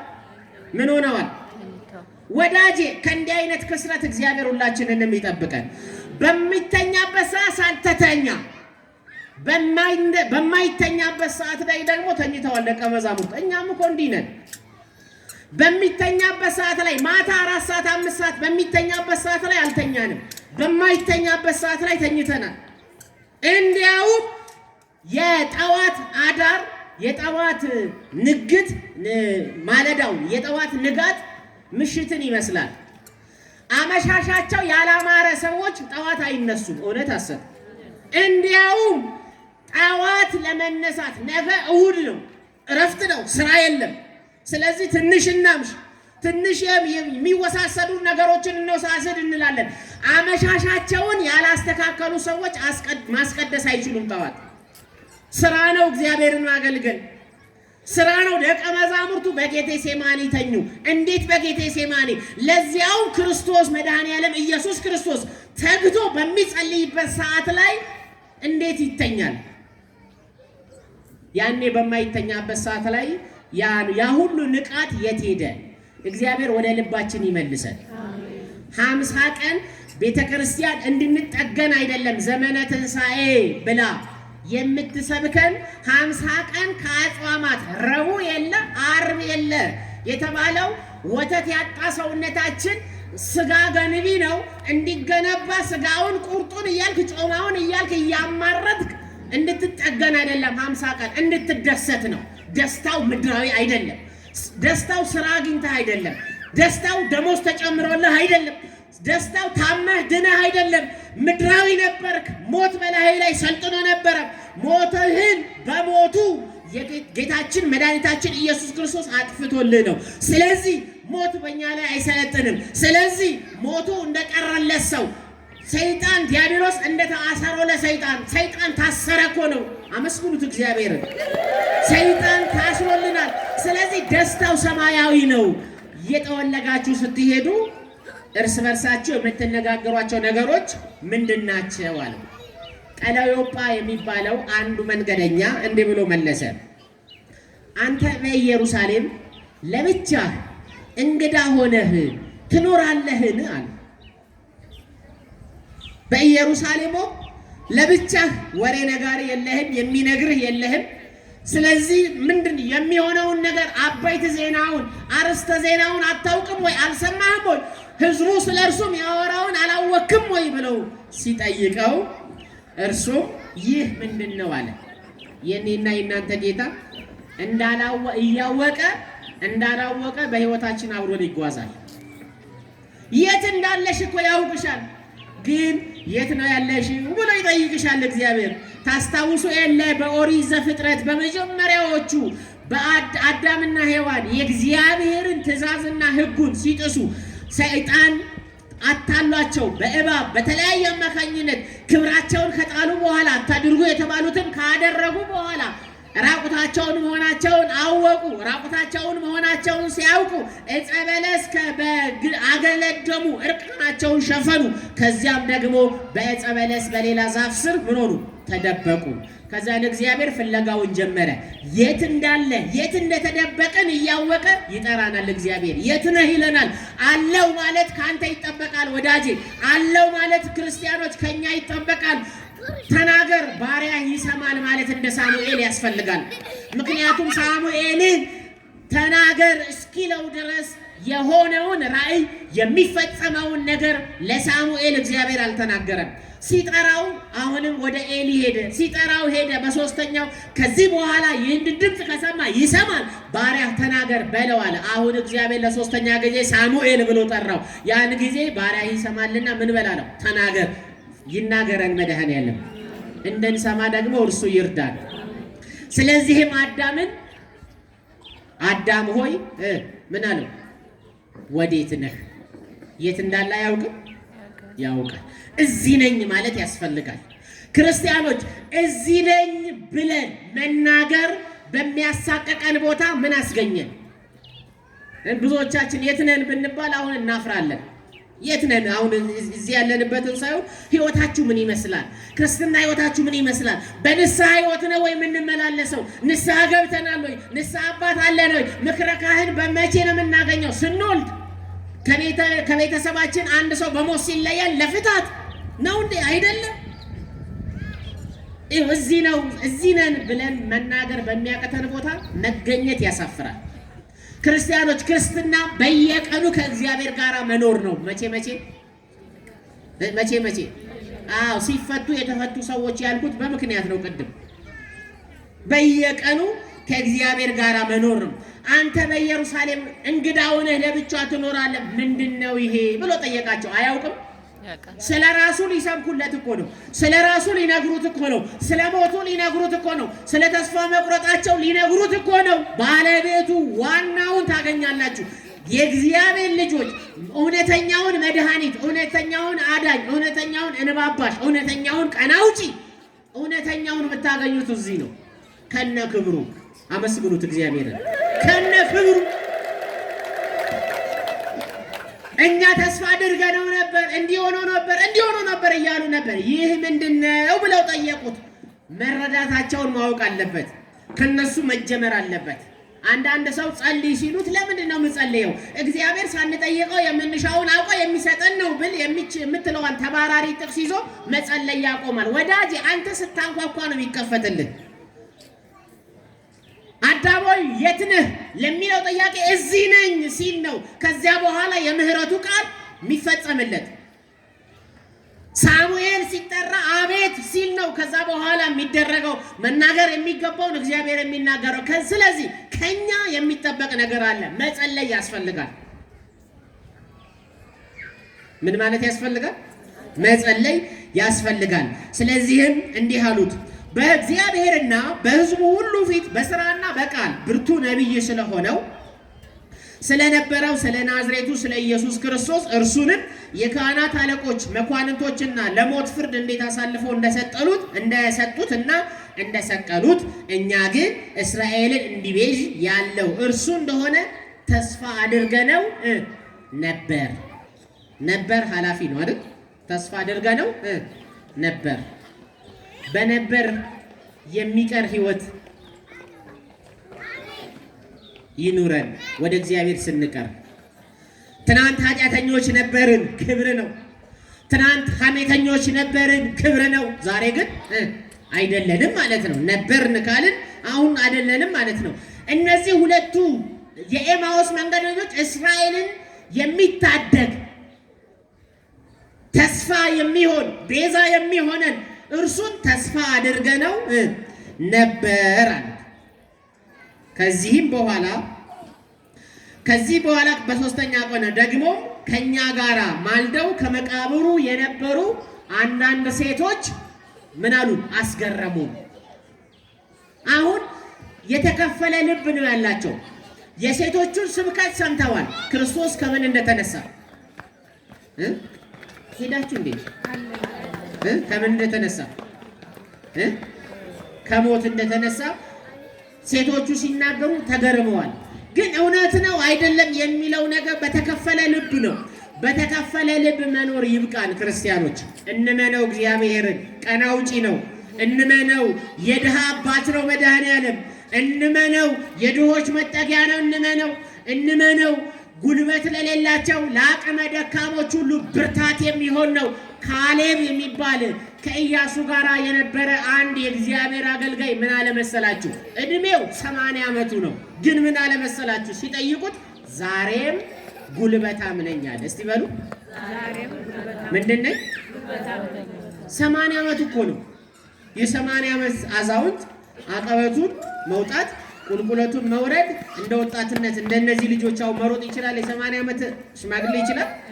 አይችልም። ግን ምን አለ ካሌብ? ዛሬ ምንድነኝ አለ። ምንድነው? ያንን ጉልበት የሆነው ማንን ስለሆነ ነው? እግዚአብሔር። ዛሬም ጉልበታም ነኝ በሉ። በጡረታ ደሞዝ የምትኖሩ ዛሬም ጉልበታም ናችሁ። በ1000 ብር ደሞዝ 5 ልጅ ያስተማራችሁ ጉልበታም ናችሁ። የሰው እጅ ጠብቃችሁ የምትኖሩ ገበያ ጉልት ላይ ሸርችራችሁ የምትኖሩ ልጆቻችሁን ለቁም ነገር ያደረጋችሁ ጉልበታም ናችሁ። በእውነት በየመንገዱ ላይ የተለያየ ስራዎችን ትንንሽ ሸቀጦችን ነግዳችሁ የምትኖሩ ዳቦ ገዝታችሁ ወደ ቤታችሁ የምትገቡ ወራዊ ደሞዝ ወራዊ ገቢ ከምንም የሌላችሁ ሰዎች ጉልበታም ናችሁ። ጉልበታችን ግን ማን ነው? መድኃኔዓለም ነው። ክብር ምስጋና ለእርሱ ይሁን። ዛሬም ጉልበታም ነን። ሰው የለንም ስንል ያኖረን፣ አልቆልሻል ስንባል ያኖረን፣ በክብር ካባ ሸልሞ በአውደ ምሕረቱ ሰብስቦ በቅዱስ ቃሉ ልባችንን እያረሰረሰ ያለው እግዚአብሔር ዛሬም ምንድነን? ጉልበታም ነን። ጉልበት የለኝም እንዳትሉ፣ ሲጀመር ጉልበት እግዚአብሔር አይደል? እግዚአብሔር ጉልበት ባይሆነን ማን ከቤቱ ይነሳል? እግዚአብሔር ጉልበት ባይሆነን እንዴት ክፉን ዘመን እናልፈው ነበር? ያን ችግር እንዴት እናልፈው ነበር? ረሃቡን ጥሙን እንዴት እናልፈው ነበር? እርዛቱን መታሰሩን እንዴት እናልፈው ነበር? እግዚአብሔር ባይረዳን ኖሮ፣ እግዚአብሔር ባያግዘን ኖሮ፣ የትንሣኤው ጌታ መድኃኔዓለም ክብርና ሞገስ ባይሆንልን ኖሮ መመላለስና መኖር አንችልም ነበረ። ስለዚህም ይህንን ካሉት በኋላ ሕያው ነን የሚሉ የመላእክትን ራእይ ደግሞ አየን ሲሉ ነገሩት። ከኛም ጋር ከነበሩት ወደ መቃብሩ ሄደው ሴቶች እንደተናገሩት ሆነው አገኙት፣ እርሱን ግን አላዩትም። እርሱም እንዲህ አላቸው፣ እናንተ የማታስተውሉ ምን የማትሉ የማታስተውሉ። አብሯቸው እየተጓዘ ነው። ስለሱ እየጠየቃቸው ነው። ስለሱ እንኳን ሲጠይቃቸው ምንድነው ብሎ ሰው ትንሽ አይጠረጠርም? ከማጋ ነው የምጓዘው? ምነው ጉዞዬ እንዲህ አማረ? በቃለ እግዚአብሔር እንዲህ የተዋጀ ጉዞ እንዴት ልጓዝ ቻልኩ? ምነው ሳይደክመን መጠውለጋችንን ምነው ረሳ ነው? ድካማችንን ምን ነው ረሳ ነው። ባልደረስን የሚያስብል ጉዞ እየተጓዙ ግን ከማን ጋር እንደተጓዙ አላወቁም። ክርስቲያኖች ደልዳላው ኮረብታው ሜዳ ሲሆንላችሁ አስፈሪ ነው። ከዚህ በኋላ አስቸጋሪ ጊዜ በቤተሰብህ ላይ ይመጣል፣ በህይወትህ ላይ ይመጣል፣ በስራህ ላይ ይመጣል፣ በጤናህ ላይ ይመጣል ሲባል የተባለው ነገር እንዳልሆነ ሲሆን በመጋቢት ወር ላይ እንዲህ ይሆንብሃል ተብሎ ከዚህ ወር ጀምሮ ከስራ ትቀነሳለህ፣ ከስራ ትባረራለህ፣ እንዲህ ትሆናለህ ሲባል ያ ወር ሲደርስ ግን ምንም ነገር ሳይከሰት ሲቀር እንዲሁ በአጋጣሚ ሆኖልን ነው። መድኃኔዓለም ከኛ ጋር ተጉዞ እኮ ነው ጉድለቱ የሞላው። ተጉዞ እኮ ነው ማጣቱ በማግኘት የተሞላው። ተጉዞ እኮ ነው ማማረርን ማጉረምረም ትቻለሁ። ያ ማጉረምረም የተውነው ማመስገን የጀመርነው በጉዟችን መድኃኔዓለም ተጉዞ ነው። ክብር ምስጋና ለእርሱ ይሁን። እንጂማ ችግር ነበረ፣ እንጂማ ረሃቡ ጽኑ ነው፣ እንጂማ ሰልፉ ብዙ ነው፣ እንጂማ መከራው ብዙ ነው። ግን የድንግል ማርያም ልጅ መጨረሻችንን መጠውለግ አላደረገብንም። መጨረሻችንን ኪሳራ አላደረገብንም። መጨረሻችንን ሞት አላደረገብንም። የመጨረሻው እናንተ የማታስተውሉ ነቢያት የተናገሩትን ሁሉ ከልባችሁ ከማመን የዘገየ ክርስቶስ ይህን መከራ ይቀበል ዘንድ ወደ ክብሩ ይገባ ዘንድ ይገባው ዘንድ የለምን ብሎ ከሙሴ ጀምሮ ስለ እርሱ በነቢያት የተሰበከውን የተነበየውን ትንቢት ሁሉ ነገራቸው፣ አስተማራቸው፣ ተረጎመላቸው። ማን ያስተምረን? እግዚአብሔር ያስተምረን። ወደሚሄዱበትም መንገድ ቀረቡ ይላል የመጨረሻው ሐሳብ። ከዛን ምን አሉት መሰላችሁ? ወደሚገቡበት ሰፈራቸው ደረሱ ማለት ነው። የት? ኤማውስ። ለካ ወደ ጥፋት ወደሚወስደው መንገድ እንኳን ከእግዚአብሔር ጋር እየሆኑ ከእግዚአብሔር ጋር መጓዝ ለመመለሳችን ዋዜማ ነው። ወደ መንደራቸው ሲቀርቡ ጌታ ሆይ ቀኑ መሽቷልና ከኛ ጋር እደር። ደስ አይል? መሽቷል። ቀኑ እየመሸ ነው። ምሽቱ እየቀረበ ነው። ፀሐይ ልትጠልቅ ነው። ጨረቃ ልትወጣ ነው። ጨለማው ሊያይል ነው። ፀሐይ ለጨለማ፣ ብርሃን ለጨለማ ተራውን ሊያስረክብ የቀረበበት ጊዜ ደርሷል። ስለዚህ ምን አላቸው? ከኛ ጋራ እደር። ሲመሽ ያስፈልጋል። እሱ ሲመሽ፣ አሁን መሽቷል። ጨለማው እየመጣ ነው። ስለዚህ ከኛ ጋራ እደር፣ ከኛ ጋራ ሁን ማለት ያስፈልጋል። በዚህ ክፉ ዘመን ምድራችን በጦርነት አለንጋ በምትገረፍበት ዘመን መድኃኔዓለምን ከኛ ጋር እደር ማለት ያስፈልጋል። የዘመኑ ፍጻሜ ደርሷል ክርስቲያን ወገኖቼ። ስለዚህ ሁል ጊዜ ከኛ ጋር እደር የሚሉ ምዕመናን ይበረታታሉ፣ ይድናሉ፣ ይጸናሉ፣ ይለመልማሉ። መጠወለግ ከህይወታቸው ይርቃል። ስለዚህ ከኛ ጋር እደር አሉትና ወደ ቤታቸው አስገባ። የግድ አሉት ይላል። ወደ ቤታቸው ገባና የአባወራውን ቦታ ለሱ ሰጡት። ለማሰጡት የማንን ቦታ? የዋናውን ቦታ። አባወራ ማዕድ ይባርካል። ታውቃላችሁ፣ የቤት ራስ ነው አባወራ። ዋና ነው ለቤቱ አባወራ። እነሱ ለቤታቸው ዋና ነበሩ እስከ ዛሬ። የእነርሱ ዋናነት ግን ተስፋ ከመቁረጥ አልታደጋቸውም። ስለዚህ መፍትሄው ቦታ መልቀቅ ነው። ለማ? ለመድኃኔዓለም። ልቀቁ፣ ቦታ ልቀቁ። በልባችሁ ውስጥ ቦታ ልቀቁ። ገንዘብ ያስቀመጣችሁ፣ ስልጣን ያስቀመጣችሁ፣ ዘራችሁን በልባችሁ ያስቀመጣችሁ ልቀቁ። የክብር ንጉሥ መድኃኔዓለም ይግባ በልባችሁ። ክብር ምስጋና ለሱ ይሁን። እሱ ሲገባ ነው የሚያምርበት። እናንተ መኳንንት በሮቻችሁን ምን በሉ? ክፈቱ። የክብር ንጉሥ ይግባ መድኃኔዓለም። ጤና ላጣው መንደር መድኃኔዓለም ይግባ። ሰላም ላጣው ትዳር መድኃኔዓለም ይግባ። ሕይወት ለመረረን ሰዎች መድኃኔዓለም ይግባ። ቤታቸው አስገቡት። የአባወራውን ቦታ ሰጡት። አባወራ ማዕድ ይባርካል። የማዕድ ሰዓት ደረሰ። ማዕድ ባረከላቸው። ሲባርክላቸው የተያዘው አይናቸው ምን ሆነ? አእምሯቸው ተከፈተ። የልቦና አይናቸው ምን ሆነ? በራላቸው። ያን ጊዜ እርሱ እንደሆኑ አወቁት። እንወቀው፣ መድኃኔዓለምን እንወቀው። በተሳሳተ መንገድ አይደለም። ቅድስት ቤተ ክርስቲያናችን በወንጌሉ በተጻፈልን ሊቃውንቱ ባመሰጠሩልን መልኩ እንድንሰበሰብ ፈቃዱ ይሁን ክርስቲያኖች። ስለዚህም መድኃኒታችን ኢየሱስ ክርስቶስ በሕይወታችን ውስጥ ስላደረገልን ነገር የመመስከሪያ ጊዜ ነው 50 ቀን እንጂ የመመስከሪያ ጊዜ ነው ይህ ወቅት እንጂ ሌላ በተሳሳተ መንገድ እንዳይሆን አምላካችን እግዚአብሔር ሁላችንንም ይርዳል። አሁን ክርስቶስ ሲነሳ እኛ እንዳንሞት፣ እሱ ሲነሳ እኛ መነሳት ነው ያለብን አይደል?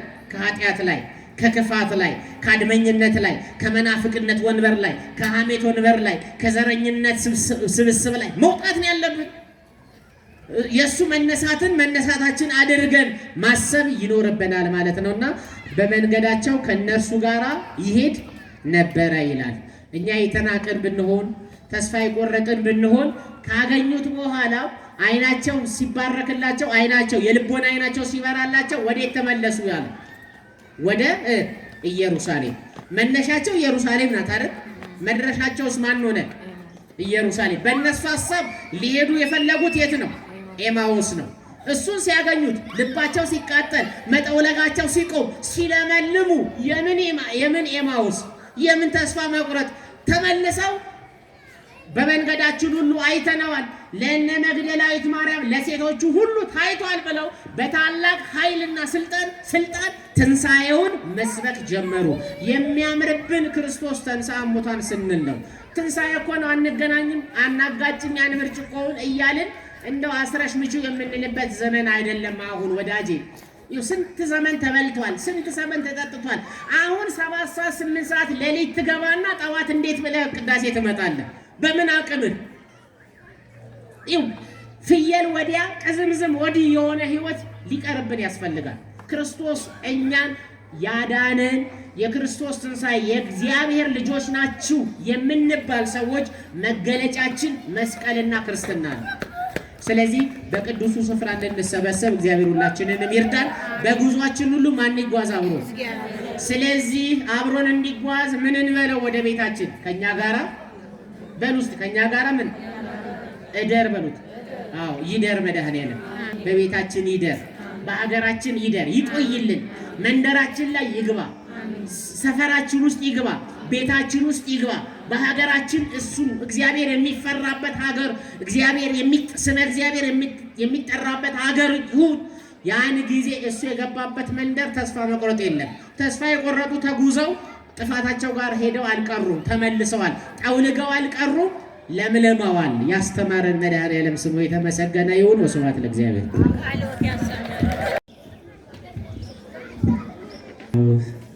ወወልድ ወመንፈስ ቅዱስ አሃዱ አምላክ አሜን። ክቡር ንቡረ እድ ቆሞስ አባ ዕዝራ የደብራችን ዋና አስተዳዳሪ፣ ክቡር መልአከ ብርሃን መምህር ፍስሐ በላይ የደብራችን ዋና ጸሐፊ፣ የተከበሩ አቶ ነጋሽ ዳዲ የሰበካ ጉባኤያችን ምክትል ሊቀመንበር፣ የተወደዳችሁ አዕይንተ እግዚአብሔር አባቶች፣ ካህናት፣ ወንድሞች፣ ዲያቆናት በዘመነ ትንሣኤውን በሚመጥን ቦታ ትንሣኤውን በሚገልጥ ቦታ የተገኛችሁ በውስጥም በውጭም ያላችሁ ማህበረ ምእመናን ወምእመናት በአምላካችን በቅዱስ እግዚአብሔር ፍጹም የሰላምታ ቃል ሰላም እላችኋለሁ። እንደምን አደራችሁ? እንደምን አደራችሁ? እንደምን አረፈዳችሁ? ክርስቶስ ተንሥአ እሙታን እየመለሳችሁ ክርስቶስ ተንሥአ እሙታን አሰሮ ለሰይጣን ሰላም ኮነ። ክርስቶስ ተንሥአ እሙታን አሰሮ ለሰይጣን ሰላም ይኩን። ክርስቶስ ተንሥአ እሙታን አሰሮ ለሰይጣን ሰላም ኮነ። እንኳን አደረሳችሁ። እግዚአብሔርን እልል በሉና አመስግኑት። በእውነት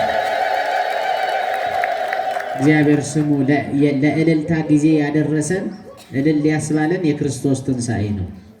እንድናጨበጭብ ደስ እንድንሰኝ ያደረገን የክርስቶስ ትንሣኤ ነው። በደንብ አመስግኑት እስቲ። በትንሣኤው ያገኘነው ምድራዊ ነገር አይደለም፣ ያጣነውን ነገር አይደለም ያገኘነው። ለጥቂት ነገር ቤታችንን ሞቅ የሚያደርግ ነገር አይደለም ያገኘነው። በትንሣኤው አድራሻችን የተቀየረው። ምድራውያን የነበርን ሰማያውያን ሆንን፣ ስጋውያን የነበርን መንፈሳውያን ሆንን። አመስግኑት አምላካችንን፣ ስሙ የተመሰገነ ይሁን። እናታችን እመቤታችን ወላዲተ አምላክ ቅድስት ድንግል ማርያም ልመናዋ፣ ክብሯ፣ በረከቷ፣ ቃል ኪዳኗ፣ አማላጅነቷ ከሁላችንም ጋር ይሁን። ቅዱሱን የእግዚአብሔርን ቃል የሚያጽናናውን የእግዚአብሔርን ቃል ለጥቂት ደቂቃ ያህል እንማማራለን። የምስጢር ባለቤት ቅዱስ አምላካችን ምስጢሩን፣ ጥበቡን፣ ስጋዊውን ሳይሆን መንፈሳዊውን፣ ምድራዊውን ሳይሆን ሰማያዊውን ጥበብ አምላካችን እግዚአብሔር ለሁላችንም ይግለጽልን። እንደ እግዚአብሔር ቅዱስ ፈቃድ የምንነጋገርበት ቃሉ በዚህ በሉቃስ ወንጌል ምዕራፍ 24 ቁጥር 15 ላይ የሚገኘውን ኃይለ ቃል አንስተን እንነጋገራለን። ቁጥር 16 ላይ ከእነርሱ ጋር ይሄድ ነበር። ሉቃስ ወንጌል ምዕራፍ 24 ቁጥር 16 ላይ የምናገኘው የእግዚአብሔር ቃል ነው። ቁጥር 13 ላይ እነሆም ከእነርሱ ሁለት መንገደኞች ነበሩ ይለናል። የሉቃስ ወንጌል ሲጀምር ነው የዛሬው ወንጌል። ስንት መንገደኞች? ሁለት መንገደኞች ነበሩ። እነዚህም ሉቃስና ቀለዮጳ የሚባሉ የእስራኤልን ቅዱስ ተስፋ አድርገውት የኖሩ የሚቤዠን የሚታደገን ጠላትን አጥፍቶ የጠላት ቅጥርን አፍርሶ እስራኤልንና እስራኤላውያንን ነፃ ሊያወጣ የታመነ ብለው ተስፋ አድርገው የነበሩ ሁለት ሰዎች የክርስቶስን ሞቱን ብቻ ተመልክተው በመስቀል ላይ የተደረገውን የማዳን ሥራ ይልቁንም ብሎ ተፈጸመ ብሎ መድኃኔ ዓለም አንገቱን ዘለስ አድርጎ ነፍሱን በገዛ ስልጣኑ ለወዳጆቹ፣ ለጠላቶቹ፣ ለወደዱት፣ ላልወደዱት፣ ለታመኑት፣ ላልታመኑት፣ ለሚሹት፣ ለሚጠሉት፣ ለሰገዱለት፣ ለማይሰግዱለት፣ ላከበሩት፣ ላላከበሩት ነፍሱን አሳልፎ በፈቃዱ ከሰጠ በኋላ ይልቁንም በአዲስ መቃብር መቀበሩን ካዩ ከሰሙ በኋላ ተስፋ የቆረጡ መንገደኞች ናቸው። ክርስቲያኖች በምድራዊ ሕይወታችሁ በየትኛውም በሕይወታችሁ አቅጣጫ ከዚህ በኋላ አይሆንም፣ ከዚህ በኋላ አይደረግም፣ እኔማ ይደረጋል ብዬ ተስፋ አድርጌ ነበር፣ ይሞላል ብዬ አስቤ ነበር፣ ይሳካል ብዬ አስቤ ነበር፣ ቀና እላለሁ ብዬ አስቤ ነበር፣ ይሞላልኛል ብዬ ተመኝቼ ነበር፣ የልቤ ሐሳብ የልቤ መሻት ይፈጸማል ብዬ አስቤ ነበር ብለን እንደ ኤማሁስ መንገደኞች ወደ ኋላ ከመመለስ እግዚአብሔር ሁላችንንም ይጠብቀን። እነዚህ የኤማሁስ መንገደኞች መነሻና መድረሻ ያለው ጉዞ ይጓዛሉ። ችግሩ መነሻውና መድረሻው አይደለም። የሚጓዙበት ልብና የተመለሱበት ልብ ይለያያል። የኤማሁስ መንገደኞች ከኢየሩሳሌም 60 ምዕራፍ ያህል ወደምትርቀው ያ ለጉዞ የማይመቸው ወበቅ የበዛበት የሚያቃጥል በረሃ ያለበት ጉዞ ነው። ከኢየሩሳሌም ወደ ኤማሁስ ለመጓዝ በኪሎ ሜትር ባይጠቀስም 60 ምዕራፍ ያህል ይሆናል ብለው ወንጌላዊው ቅዱስ ሉቃስ ጽፎልናል። በመጨረሻው ምዕራፍ ላይ ወደ ኤማሁስ መንገድ ሲሄዱ ተኮራርፈው አይደለም የሚያነሱት፣ የሚናገሩት፣ የሚያሰላስሉት ነገር ሁሉ ስለ ወቅታዊ ጉዳይ ነው። ወቅታዊው ጉዳይ ሌላ አይደለም። ወቅታዊው ጉዳይ ሰዎች የሚነጋገሩበት በምድር ላይ ተፈጽሞ የማያውቅ ግፍ የተፈጸመበት ንጹሑ የዋሁ ሰውን ሁሉ የሚወድ ደግሞ ለኃጢአተኞች ሲል የቆሰለ ለኃጢአተኞች ሲል የወረደ ከሰማየ ሰማያት ወርዶ ከእናታችን ከቅድስተ ቅዱሳን ከንጽሕተ ንጹሐን ከድንግል ማርያም ከወላዲተ አምላክ ተወልዶ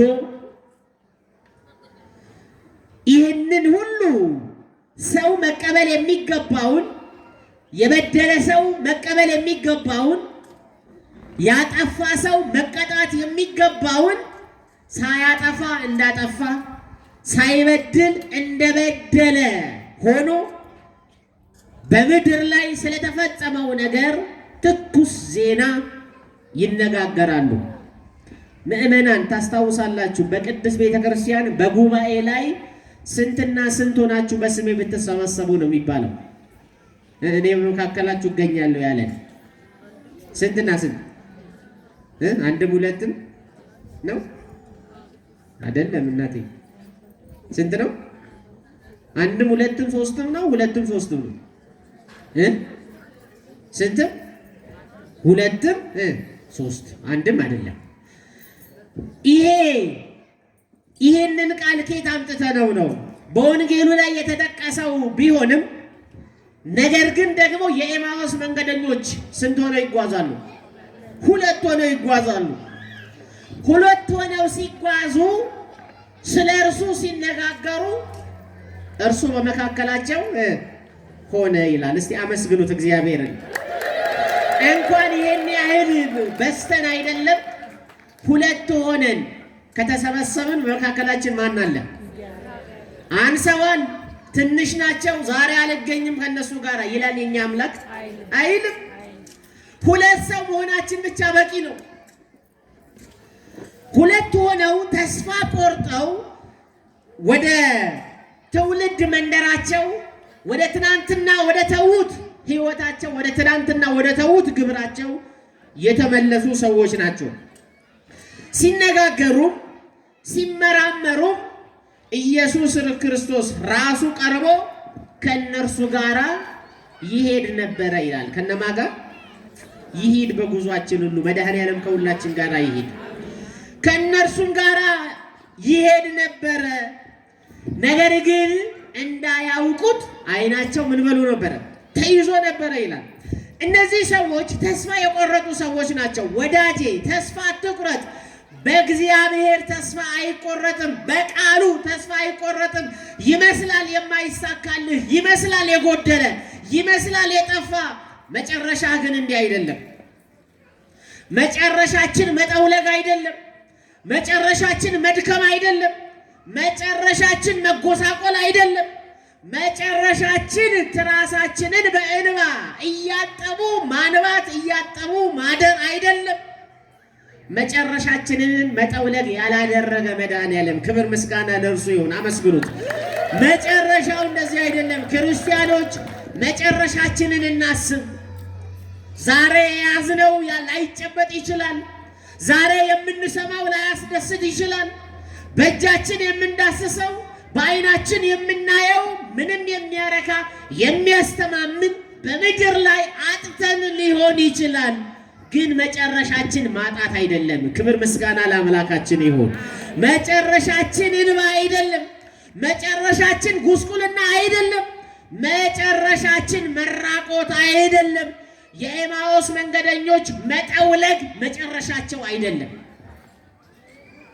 የኤማሁስ መንገደኞች እንዳያውቁት ግን ዓይናቸው ተይዞ ነበርና እርሱም እየጠወለጋችሁ ስትሄዱ ምን እያላችሁ ስትሄዱ? እየጠወለጋችሁ። እንግዲህ ለቅጠል ለእጽዋት ነበረ መጠውለግ። ለካ ሰውም ይጠወለጋል። ለካ ልብ ክፉ ሐሳብ በልቡ ሲገባ ተስፋ መቁረጥ በልቡ ሲገባ ልምላሜ ሳይሆን መጠውለግ ነው የሚመጣው። በልብህ ሐዘን የምታዝን ከሆነ በልብህ ተስፋ መቁረጥ የያዝክ ከሆነ ወገኔ ኦርቶዶክሳውያን የቅድስት ቤተ ክርስቲያን ልጆች እየጠወለግን ነው። ሰይጣን ደግሞ ስንጠወልግ ደስ ይለዋል። በልባችን በተቀመጠው ሐሳብ ያ ሐሳብ ይወልድና መጠውለግን ያመጣል። መጠውለግ ደግሞ ከእግዚአብሔር መራቅን ያመጣል። ስለዚህ መጠውለጋችንን የማይፈልግ ማጣታችንን የማይፈልግ ብቸኝነታችንን የማይፈልግ በዚያ በበረሃው በአሸዋው ግለት ሲጓዙ በመንገዳቸው ተገኘላቸው። ክብር ምስጋና ለእርሱ ይሁን። ለካ የኔና የእናንተ አምላክ በጉዟችን ሁሉ ከኛ ጋር የሚሆን እኮ ነው። ሕይወት ጉዞ ነው። በልደት ተጀምሮ በሞት ይጠናቀቃል የምድሩ ጉዞ። ስለዚህ ከልደት ጀምሮ ባደርን ጊዜ በዋልን ጊዜ ወደ ሞት እየተጓዝን ነው። በጉዟችን ግን የድንግል ማርያም ልጅ መድኃኔዓለም ክርስቶስ አለ። ክብር ምስጋና ለስሙ ይሁን። እርሱ እያለ አትፍራ ወዳጄ፣ እርሱ እያለ አትስጋ። ሕይወትህን ለእግዚአብሔር አደራ ስጥ እንጂ በአንዳች አትጨነቅ። ስለሚበላው አትጨነቅ፣ ስለሚጠጣው አትጨነቅ። በዘመነ ትንሣኤ የሚያስቀድሱ ሰዎች እያነሱ ነው። እውነት ሐሰት? እውነት ሐሰት? እውነት ነው ሐሰት? እውነት ነው። ቆራቢ እንዲህ ነው እንዴ ልደታ? ዛሬ እኮ ወዲያው እንደተወጣ ትንሽ ሰው እኮ ነው ወዲያው ነው እኮ ደሞስ ማያል አንተ ተብሎ ናኩት የተባለው። ለምን? አመሻሻችን ትንሽ ስላላማረ ተፈታ ጾሙ። ሲፈታ ደግሞ እኛም ደግሞ መፈታት አለብና ብለን ለራሳችን ያስቀመጥነው ቤተክርስቲያን ያላስተማረችን አባቶቻችን ያላስተማሩን ይልቁንም በዘመነ ትንሣኤ ሰብሰብ ብለን ነጭን ልብስ እግዚአብሔርን ማመስገኛ ጊዜ ከእግዚአብሔር የመራቃ ጊዜ ሆኗል። ታስታውሳላችሁ። በታንኳይቱ ደቀ መዛሙርቱ እና ጌታችን መድኃኒታችን ኢየሱስ ክርስቶስ በሚጓዙበት ጊዜ ታላቅ ማዕበል ተነሳ ይላል። ምን ተነሳ? ማዕበል ተነሳ። ጌታችን ግን በመርከብ ውስጥ ምን ሆኖ ነበር? ምን ሆኖ ነበር? ንገሩኝ። ተኝቶ ነበር። ደቀ መዛሙርት ውስጥ ተኝተዋል? አልተኙም። ምን አለ? ምን ስላለ? ማዕበል አለ። ማዕበሉ ግራ ቀኝ እያለ ሲያናውጥ ጌታ ሆይ አድነን፣ ስንጠፋ አይገድህምን እያሉ ጌታቸውን ቀሰቀሱት ይለናል በፍቅር። ደቀ መዛሙርቱ ይገርማሉ። በሚተኛበት ሰዓት አልተኙም። ጥሩ ነው። ሁሌ አድነን ማለት ያዋጣል። አያዋጣም? የሚያዋጣው ወዳጅ አድነኝ ማለት ነው። ሳሊ ለቅድስ ማለት ነው። አሳስቢልን ማለት ነው የሚያዋጣው። በማይተኛው ሰዓት ላይ በሚተኛበት ሰዓት ላይ ጌታችን መድኃኒታችን ኢየሱስ ክርስቶስ እንኳን በመርከብ ውስጥ ተኝቶ እያለ እሱ በተሳፈረበት መርከብ ላይ ማዕበል ሲነሳ እነሱ ግን አድነን እያሉ አልተኙም። አድነን እያሉ ጮሁ ይላል። በጌቴ ሴማኒስ ሐሙስ ዕለታስ ጌታችን ኢየሱስ ክርስቶስ በጌቴ ሴማኒ ረጅም ጸሎት የጸለየበት ቀን ነው። በዚያን ቀን እነሱም ለጸሎት ተባብረዋል። ምን ሆነዋል? ወዳጄ ከእንዲህ አይነት ክስረት እግዚአብሔር ሁላችንንም ይጠብቀን። በሚተኛበት ሰዓት ሳትተኛ፣ በማይተኛበት ሰዓት ላይ ደግሞ ተኝተዋል ደቀ መዛሙርት። እኛም እኮ እንዲህ ነን። በሚተኛበት ሰዓት ላይ ማታ 4 ሰዓት 5 ሰዓት በሚተኛበት ሰዓት ላይ አልተኛንም። በማይተኛበት ሰዓት ላይ ተኝተናል። እንዲያውም የጠዋት አዳር የጠዋት ንግት ማለዳው የጠዋት ንጋት ምሽትን ይመስላል። አመሻሻቸው ያላማረ ሰዎች ጠዋት አይነሱም። እውነት አሰብ። እንዲያውም ጠዋት ለመነሳት ነገ እሁድ ነው፣ እረፍት ነው፣ ስራ የለም። ስለዚህ ትንሽ እናምሽ፣ ትንሽ የሚወሳሰዱ ነገሮችን እንወሳሰድ እንላለን። አመሻሻቸውን ያላስተካከሉ ሰዎች ማስቀደስ አይችሉም። ጠዋት ስራ ነው፣ እግዚአብሔርን ማገልገል ስራ ነው። ደቀ መዛሙርቱ በጌቴ ሴማኒ ተኙ። እንዴት በጌቴ ሴማኒ? ለዚያው ክርስቶስ መድኃኔዓለም ኢየሱስ ክርስቶስ ተግቶ በሚጸልይበት ሰዓት ላይ እንዴት ይተኛል? ያኔ በማይተኛበት ሰዓት ላይ ያ ሁሉ ንቃት የት ሄደ? እግዚአብሔር ወደ ልባችን ይመልሰን። 50 ቀን ቤተክርስቲያን እንድንጠገን አይደለም ዘመነ ትንሣኤ ብላ የምትሰብከን 50 ቀን ከአጽዋማት ረቡዕ የለ ዓርብ የለ የተባለው ወተት ያጣ ሰውነታችን ስጋ ገንቢ ነው። እንዲገነባ ስጋውን ቁርጡን እያልክ ጮማውን እያልክ እያማረትክ እንድትጠገን አይደለም። 50 ቀን እንድትደሰት ነው። ደስታው ምድራዊ አይደለም። ደስታው ስራ አግኝተህ አይደለም። ደስታው ደሞዝ ተጨምሮልህ አይደለም። ደስታው ታመህ ድነህ አይደለም። ምድራዊ ነበርክ። ሞት በላይ ላይ ሰልጥኖ ነበረ። ሞትህን በሞቱ ጌታችን መድኃኒታችን ኢየሱስ ክርስቶስ አጥፍቶልህ ነው። ስለዚህ ሞት በእኛ ላይ አይሰለጥንም። ስለዚህ ሞቱ እንደቀረለት ሰው ሰይጣን ዲያብሎስ እንደተአሰረው ለሰይጣን ሰይጣን ታሰረ እኮ ነው። አመስግኑት እግዚአብሔርን። ሰይጣን ታስሮልናል። ስለዚህ ደስታው ሰማያዊ ነው። እየጠወለጋችሁ ስትሄዱ እርስ በርሳችሁ የምትነጋገሯቸው ነገሮች ምንድናቸው አለ። ቀለዮጳ የሚባለው አንዱ መንገደኛ እንዲህ ብሎ መለሰ። አንተ በኢየሩሳሌም ለብቻህ እንግዳ ሆነህ ትኖራለህን አለ። በኢየሩሳሌም ለብቻህ ወሬ ነጋሪ የለህም፣ የሚነግርህ የለህም። ስለዚህ ምንድን የሚሆነውን ነገር አበይት ዜናውን አርስተ ዜናውን አታውቅም ወይ? አልሰማህም ወይ? ህዝቡ ስለ እርሱም ያወራውን አላወቅም ወይ ብለው ሲጠይቀው እርሱም ይህ ምንድን ነው አለ። የኔና የናንተ ጌታ እንዳላወቀ በህይወታችን አብሮን ይጓዛል። የት እንዳለሽ እኮ ያውቅሻል፣ ግን የት ነው ያለሽ ብሎ ይጠይቅሻል እግዚአብሔር። ታስታውሱ የለ በኦሪት ዘፍጥረት በመጀመሪያዎቹ በአዳምና ሔዋን የእግዚአብሔርን ትእዛዝና ህጉን ሲጥሱ ሰይጣን አታሏቸው በእባብ በተለያየ አማካኝነት ክብራቸውን ከጣሉ በኋላ አታድርጉ የተባሉትን ካደረጉ በኋላ ራቁታቸውን መሆናቸውን አወቁ። ራቁታቸውን መሆናቸውን ሲያውቁ ዕፀ በለስ አገለደሙ፣ እርቃናቸውን ሸፈኑ። ከዚያም ደግሞ በዕፀ በለስ በሌላ ዛፍ ስር ምን ሆኑ? ተደበቁ። ከዛን እግዚአብሔር ፍለጋውን ጀመረ። የት እንዳለ የት እንደተደበቀን እያወቀ ይጠራናል። እግዚአብሔር የት ነህ ይለናል። አለው ማለት ካንተ ይጠበቃል ወዳጄ።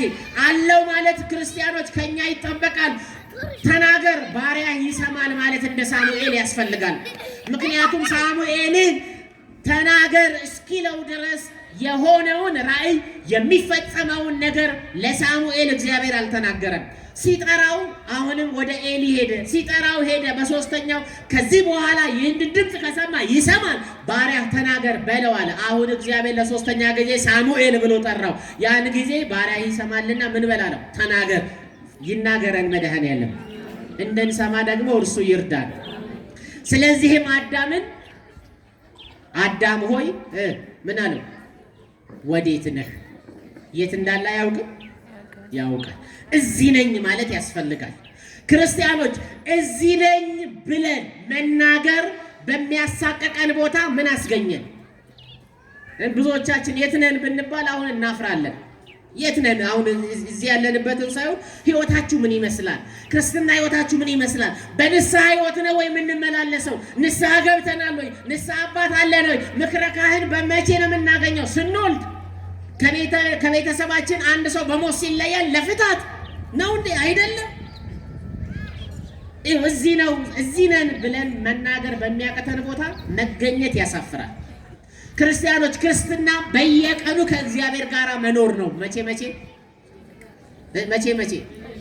ሲፈቱ የተፈቱ ሰዎች ያልኩት በምክንያት ነው። ቅድም በየቀኑ ከእግዚአብሔር ጋር መኖር ነው። አንተ በኢየሩሳሌም እንግዳ ሆነህ ለብቻ ትኖራለህ፣ ምንድነው ይሄ ብሎ ጠየቃቸው። አያውቅም። ስለ ራሱ ሊሰብኩለት እኮ ነው። ስለ ራሱ ሊነግሩት እኮ ነው። ስለ ሞቱ ሊነግሩት እኮ ነው። ስለ ተስፋ መቁረጣቸው ሊነግሩት እኮ ነው። ባለቤቱ ዋናውን ታገኛላችሁ። የእግዚአብሔር ልጆች እውነተኛውን መድኃኒት፣ እውነተኛውን አዳኝ፣ እውነተኛውን እንባባሽ፣ እውነተኛውን ቀና አውጪ፣ እውነተኛውን የምታገኙት እዚህ ነው። ከነ ክብሩ አመስግኑት እግዚአብሔርን። ከነ ክብሩ እኛ ተስፋ አድርገነው ነበር፣ እንዲሆነው ነበር እያሉ ነበር። ይህ ምንድነው ብለው ጠየቁት። መረዳታቸውን ማወቅ አለበት። ከነሱ መጀመር አለበት። አንዳንድ ሰው ጸልይ ሲሉት ለምንድን ነው የምጸልየው? እግዚአብሔር ሳንጠይቀው የምንሻውን አውቆ የሚሰጠን ነው ብል የምትለዋን ተባራሪ ጥቅስ ይዞ መጸለይ ያቆማል። ወዳጄ አንተ ስታንኳኳ ነው የሚከፈትልህ። አዳም ሆይ የት ነህ ለሚለው ጥያቄ እዚህ ነኝ ሲል ነው። ከዚያ በኋላ የምህረቱ ቃል የሚፈጸምለት። ሳሙኤል ሲጠራ አቤት ሲል ነው ከዛ በኋላ የሚደረገው መናገር የሚገባውን እግዚአብሔር የሚናገረው። ስለዚህ ከኛ የሚጠበቅ ነገር አለ። መጸለይ ያስፈልጋል። ምን ማለት ያስፈልጋል? መጸለይ ያስፈልጋል። ስለዚህም እንዲህ አሉት፣ በእግዚአብሔርና በሕዝቡ ሁሉ ፊት በሥራና በቃል ብርቱ ነቢይ ስለሆነው ስለነበረው ስለ ናዝሬቱ ስለ ኢየሱስ ክርስቶስ እርሱንም የካህናት አለቆች መኳንንቶችና ለሞት ፍርድ እንዴት አሳልፈው እንደሰጡትና እንደሰቀሉት እኛ ግን እስራኤልን እንዲቤዥ ያለው እርሱ እንደሆነ ተስፋ አድርገነው ነበር ኃላፊ ነው አይደል? ተስፋ አድርገነው ነበር። በነበር የሚቀር ሕይወት ይኑረን ወደ እግዚአብሔር ስንቀር። ትናንት ኃጢአተኞች ነበርን፣ ክብር ነው። ትናንት ሐሜተኞች ነበርን፣ ክብር ነው። ዛሬ ግን አይደለንም ማለት ነው። ነበርን ካልን አሁን አይደለንም ማለት ነው። እነዚህ ሁለቱ የኤማውስ መንገደኞች እስራኤልን የሚታደግ ተስፋ የሚሆን ቤዛ የሚሆነን እርሱን ተስፋ አድርገነው ነበር አለ። ከዚህ በኋላ በሶስተኛ ቀን ደግሞ ከኛ ጋራ ማልደው ከመቃብሩ የነበሩ አንዳንድ ሴቶች ምን አሉ? አስገረሙ። አሁን የተከፈለ ልብ ነው ያላቸው። የሴቶቹን ስብከት ሰምተዋል። ክርስቶስ ከምን እንደተነሳ ሄዳችሁ እንዴ? ከምን እንደተነሳ ከሞት እንደተነሳ ሴቶቹ ሲናገሩ ተገርመዋል። ግን እውነት ነው አይደለም የሚለው ነገር በተከፈለ ልብ ነው። በተከፈለ ልብ መኖር ይብቃን ክርስቲያኖች። እንመነው፣ እግዚአብሔርን ቀና ውጪ ነው። እንመነው፣ የድሃ አባት ነው መድኃኔዓለም። እንመነው፣ የድሆች መጠጊያ ነው። እንመነው፣ ጉልበት ለሌላቸው ለአቅመ ደካሞች ሁሉ ብርታት የሚሆን ነው። ካሌብ የሚባል ከኢያሱ ጋር የነበረ አንድ የእግዚአብሔር አገልጋይ ምን አለ መሰላችሁ? እድሜው 80 ዓመቱ ነው። ግን ምን አለ መሰላችሁ ሲጠይቁት ዛሬም ጉልበታም ነኝ አለ። እስቲ በሉ ምንድን ነኝ? 80 ዓመቱ እኮ ነው። የ80 ዓመት አዛውንት አቀበቱን መውጣት ቁልቁለቱን መውረድ እንደ ወጣትነት እንደነዚህ ልጆች አው መሮጥ ይችላል። የ80 ዓመት ሽማግሌ ይችላል? አይችልም። ግን ምን አለ ካሌብ? ዛሬ ምንድነኝ አለ። ምንድነው? ያንን ጉልበት የሆነው ማንን ስለሆነ ነው? እግዚአብሔር። ዛሬም ጉልበታም ነኝ በሉ። በጡረታ ደሞዝ የምትኖሩ ዛሬም ጉልበታም ናችሁ። በ1000 ብር ደሞዝ 5 ልጅ ያስተማራችሁ ጉልበታም ናችሁ። የሰው እጅ ጠብቃችሁ የምትኖሩ ገበያ ጉልት ላይ ሸርሽራችሁ የምትኖሩ ልጆቻችሁን ለቁም ነገር ያደረጋችሁ ጉልበታም ናችሁ። በእውነት በየመንገዱ ላይ የተለያየ ስራዎችን ትንንሽ ሸቀጣ ሸቀጦችን ነግዳችሁ የምትኖሩ ዳቦ ገዝታችሁ ወደ ቤታችሁ የምትገቡ ወራዊ ደሞዝ ወራዊ ገቢ ከምንም የሌላችሁ ሰዎች ጉልበታም ናችሁ። ጉልበታችን ግን ማን ነው? መድኃኔዓለም ነው። ክብር ምስጋና ለእርሱ ይሁን። ዛሬም ጉልበታም ነን። ሰው የለንም ስንል ያኖረን፣ አልቆልሻል ስንባል ያኖረን፣ በክብር ካባ ሸልሞ በአውደ ምሕረቱ ሰብስቦ በቅዱስ ቃሉ ልባችንን እያረሰረሰ ያለው እግዚአብሔር ዛሬም ምንነን? ጉልበታም ነን። ጉልበት የለኝም እንዳትሉ፣ ሲጀመር ጉልበት እግዚአብሔር አይደል? እግዚአብሔር ጉልበት ባይሆነን ማን ከቤቱ ይነሳል? እግዚአብሔር ጉልበት ባይሆነን እንዴት ክፉ ዘመን እናልፈው ነበር? ያን ችግር እንዴት እናልፈው ነበር? ረሃቡን ጥሙን እንዴት እናልፈው ነበር? እርዛቱን መታሰሩን እንዴት እናልፈው ነበር? እግዚአብሔር ባይረዳን ኖሮ፣ እግዚአብሔር ባያግዘን ኖሮ፣ የትንሣኤው ጌታ መድኃኔዓለም ክብርና ሞገስ ባይሆንልን ኖሮ መመላለስና መኖር አንችልም ነበረ። ስለዚህም ይሄንን ካሉት በኋላ ሕያው ነን የሚሉ የመላእክትን ራእይ ደግሞ አየን ሲሉ ነገሩት። ከኛም ጋር ከነበሩት ወደ መቃብሩ ሄደው ሴቶች እንደተናገሩት ሆነው አገኙት፣ እርሱን ግን አላዩትም። እርሱም እንዲህ አላቸው፣ እናንተ የማታስተውሉ ምን የማትሉ የማታስተውሉ። አብሯቸው እየተጓዘ ነው። ስለሱ እየጠየቃቸው ነው። ስለሱ ጋር ሲጠይቃቸው ምንድነው ብሎ ሰው ትንሽ አይጠረጠርም? ከማጋ ነው የምጓዘው? ምን ነው ጉዞዬ እንዲህ አማረ? በቃለ እግዚአብሔር እንዲህ የተዋጀ ጉዞ እንዴት ልጓዝ ቻልኩ? ምን ነው ሳይደክመን መጠውለጋችንን ምን ነው ረሳ ነው? ድካማችንን ምን ነው ረሳ ነው። ባልደረስን የሚያስብል ጉዞ እየተጓዙ ግን ከማን ጋር እንደተጓዙ አላወቁም። ክርስቲያኖች ደልዳላው ኮረብታው ሜዳ ሲሆንላችሁ አስፈሪ ነው።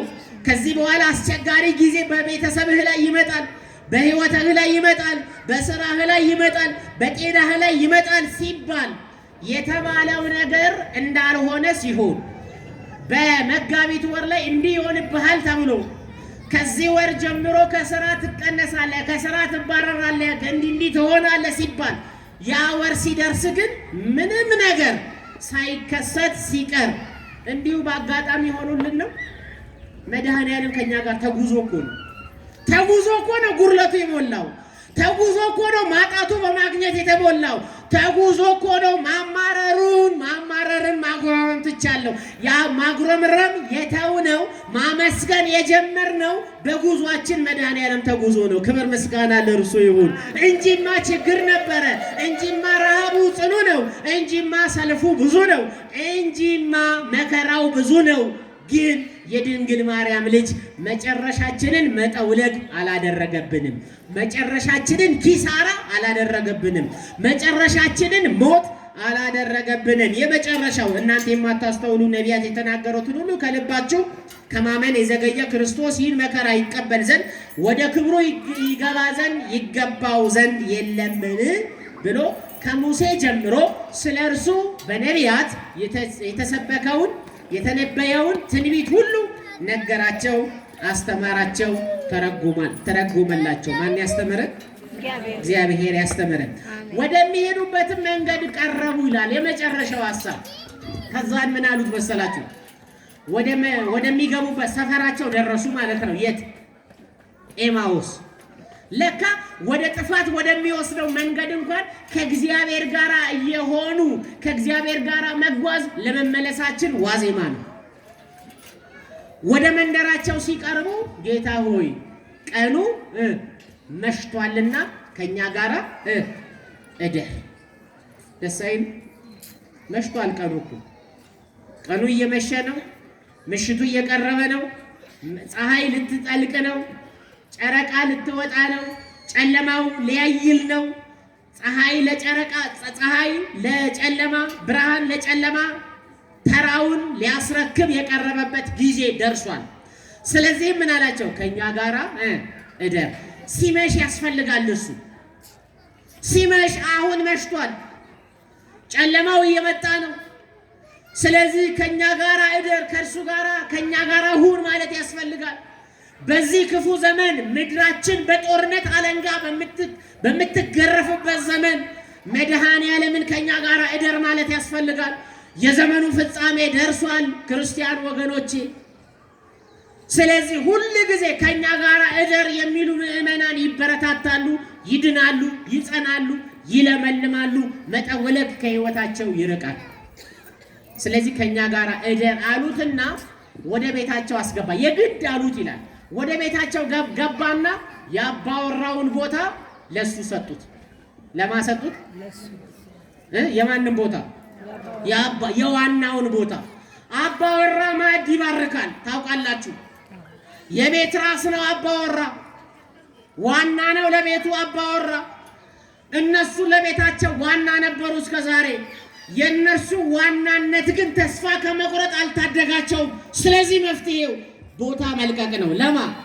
ለመድኃኔዓለም። ልቀቁ፣ ቦታ ልቀቁ። በልባችሁ ውስጥ ቦታ ልቀቁ። ገንዘብ ያስቀመጣችሁ፣ ስልጣን ያስቀመጣችሁ፣ ዘራችሁን በልባችሁ ያስቀመጣችሁ ልቀቁ። የክብር ንጉሥ መድኃኔዓለም ይግባ በልባችሁ። ክብር ምስጋና ለእሱ ይሁን። እሱ ሲገባ ነው የሚያምርበት። እናንተ መኳንንት በሮቻችሁን ምን በሉ? ክፈቱ። የክብር ንጉሥ ይግባ መድኃኔዓለም። ጤና ላጣው መንደር መድኃኔዓለም ይግባ። ሰላም ላጣው ትዳር መድኃኔዓለም ይግባ። ሕይወት ለመረረን ሰዎች መድኃኔዓለም ይግባ። ቤታቸው አስገቡት። የአባወራውን ቦታ ሰጡት። አባወራ ማዕድ ይባርካል። የማዕድ ሰዓት ደረሰ። ማዕድ ባረከላቸው።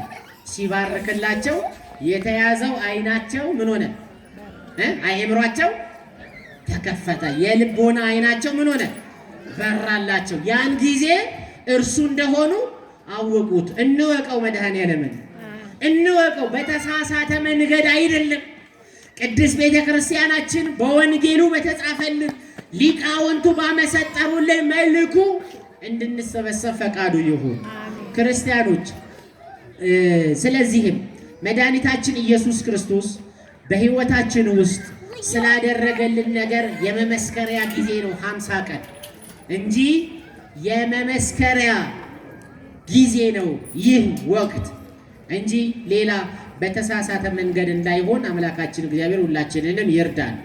አሁን ክርስቶስ ሲነሳ እኛ እንዳንሞት፣ እሱ ሲነሳ እኛ መነሳት ነው ያለብን አይደል? ከኃጢአት ላይ፣ ከክፋት ላይ፣ ከአድመኝነት ላይ፣ ከመናፍቅነት ወንበር ላይ፣ ከሐሜት ወንበር ላይ፣ ከዘረኝነት ስብስብ ላይ መውጣት ነው ያለብን። የእሱ መነሳትን መነሳታችን አድርገን ማሰብ ይኖርብናል ማለት ነውና በመንገዳቸው ከነርሱ ጋር ይሄድ ነበረ ይላል። እኛ የተናቅን ብንሆን ተስፋ የቆረጥን ብንሆን ካገኙት በኋላ አይናቸው ሲባረክላቸው አይናቸው የልቦና አይናቸው ሲበራላቸው ወዴት ተመለሱ? ያለ ወደ ኢየሩሳሌም። መነሻቸው ኢየሩሳሌም ናት አይደል? መድረሻቸውስ ማን ሆነ? ኢየሩሳሌም። በእነሱ ሀሳብ ሊሄዱ የፈለጉት የት ነው? ኤማውስ ነው። እሱን ሲያገኙት ልባቸው ሲቃጠል መጠውለጋቸው ሲቆም ሲለመልሙ የምን ኤማውስ የምን ተስፋ መቁረጥ? ተመልሰው በመንገዳችን ሁሉ አይተነዋል፣ ለእነ መግደላዊት ማርያም ለሴቶቹ ሁሉ ታይቷል ብለው በታላቅ ኃይልና ስልጣን ትንሣኤውን መስበክ ጀመሩ። የሚያምርብን ክርስቶስ ተንሥአ እሙታን ስንል ነው። ትንሣኤ እኮ ነው። አንገናኝም፣ አናጋጭም ያን ብርጭቆውን እያልን እንደው አስረሽ ምቹ የምንልበት ዘመን አይደለም። አሁን ወዳጄ ስንት ዘመን ተበልቷል፣ ስንት ዘመን ተጠጥቷል። አሁን 7 ሰዓት 8 ሰዓት ሌሊት ትገባና ጠዋት እንዴት ብለህ ቅዳሴ ትመጣለህ? በምን አቅምህ? ፍየል ወዲያ ቅዝምዝም ወዲህ የሆነ ህይወት ሊቀርብን ያስፈልጋል። ክርስቶስ እኛን ያዳነን የክርስቶስ ትንሣኤ የእግዚአብሔር ልጆች ናችሁ የምንባል ሰዎች መገለጫችን መስቀልና ክርስትና ነው። ስለዚህ በቅዱሱ ስፍራ እንድንሰበሰብ እግዚአብሔር ሁላችንንም ይርዳን። በጉዟችን ሁሉ ማን ይጓዝ? አብሮ። ስለዚህ አብሮን እንዲጓዝ ምን እንበለው? ወደ ቤታችን ከኛ ጋራ በል ውስጥ ከኛ ጋራ ምን እደር በሉት። አዎ ይደር መድኃኔዓለም በቤታችን ይደር፣ በሀገራችን ይደር፣ ይቆይልን፣ መንደራችን ላይ ይግባ፣ ሰፈራችን ውስጥ ይግባ፣ ቤታችን ውስጥ ይግባ። በሀገራችን እሱ እግዚአብሔር የሚፈራበት ሀገር ስለ እግዚአብሔር የሚጠራበት ሀገር ይሁን። ያን ጊዜ እሱ የገባበት መንደር ተስፋ መቁረጥ የለም። ተስፋ የቆረጡ ተጉዘው ጥፋታቸው ጋር ሄደው አልቀሩም፣ ተመልሰዋል። ጠውልገው አልቀሩም፣ ለምልመዋል። ያስተማረን መድኃኔዓለም ስሙ የተመሰገነ ይሁን። ወስብሐት ለእግዚአብሔር።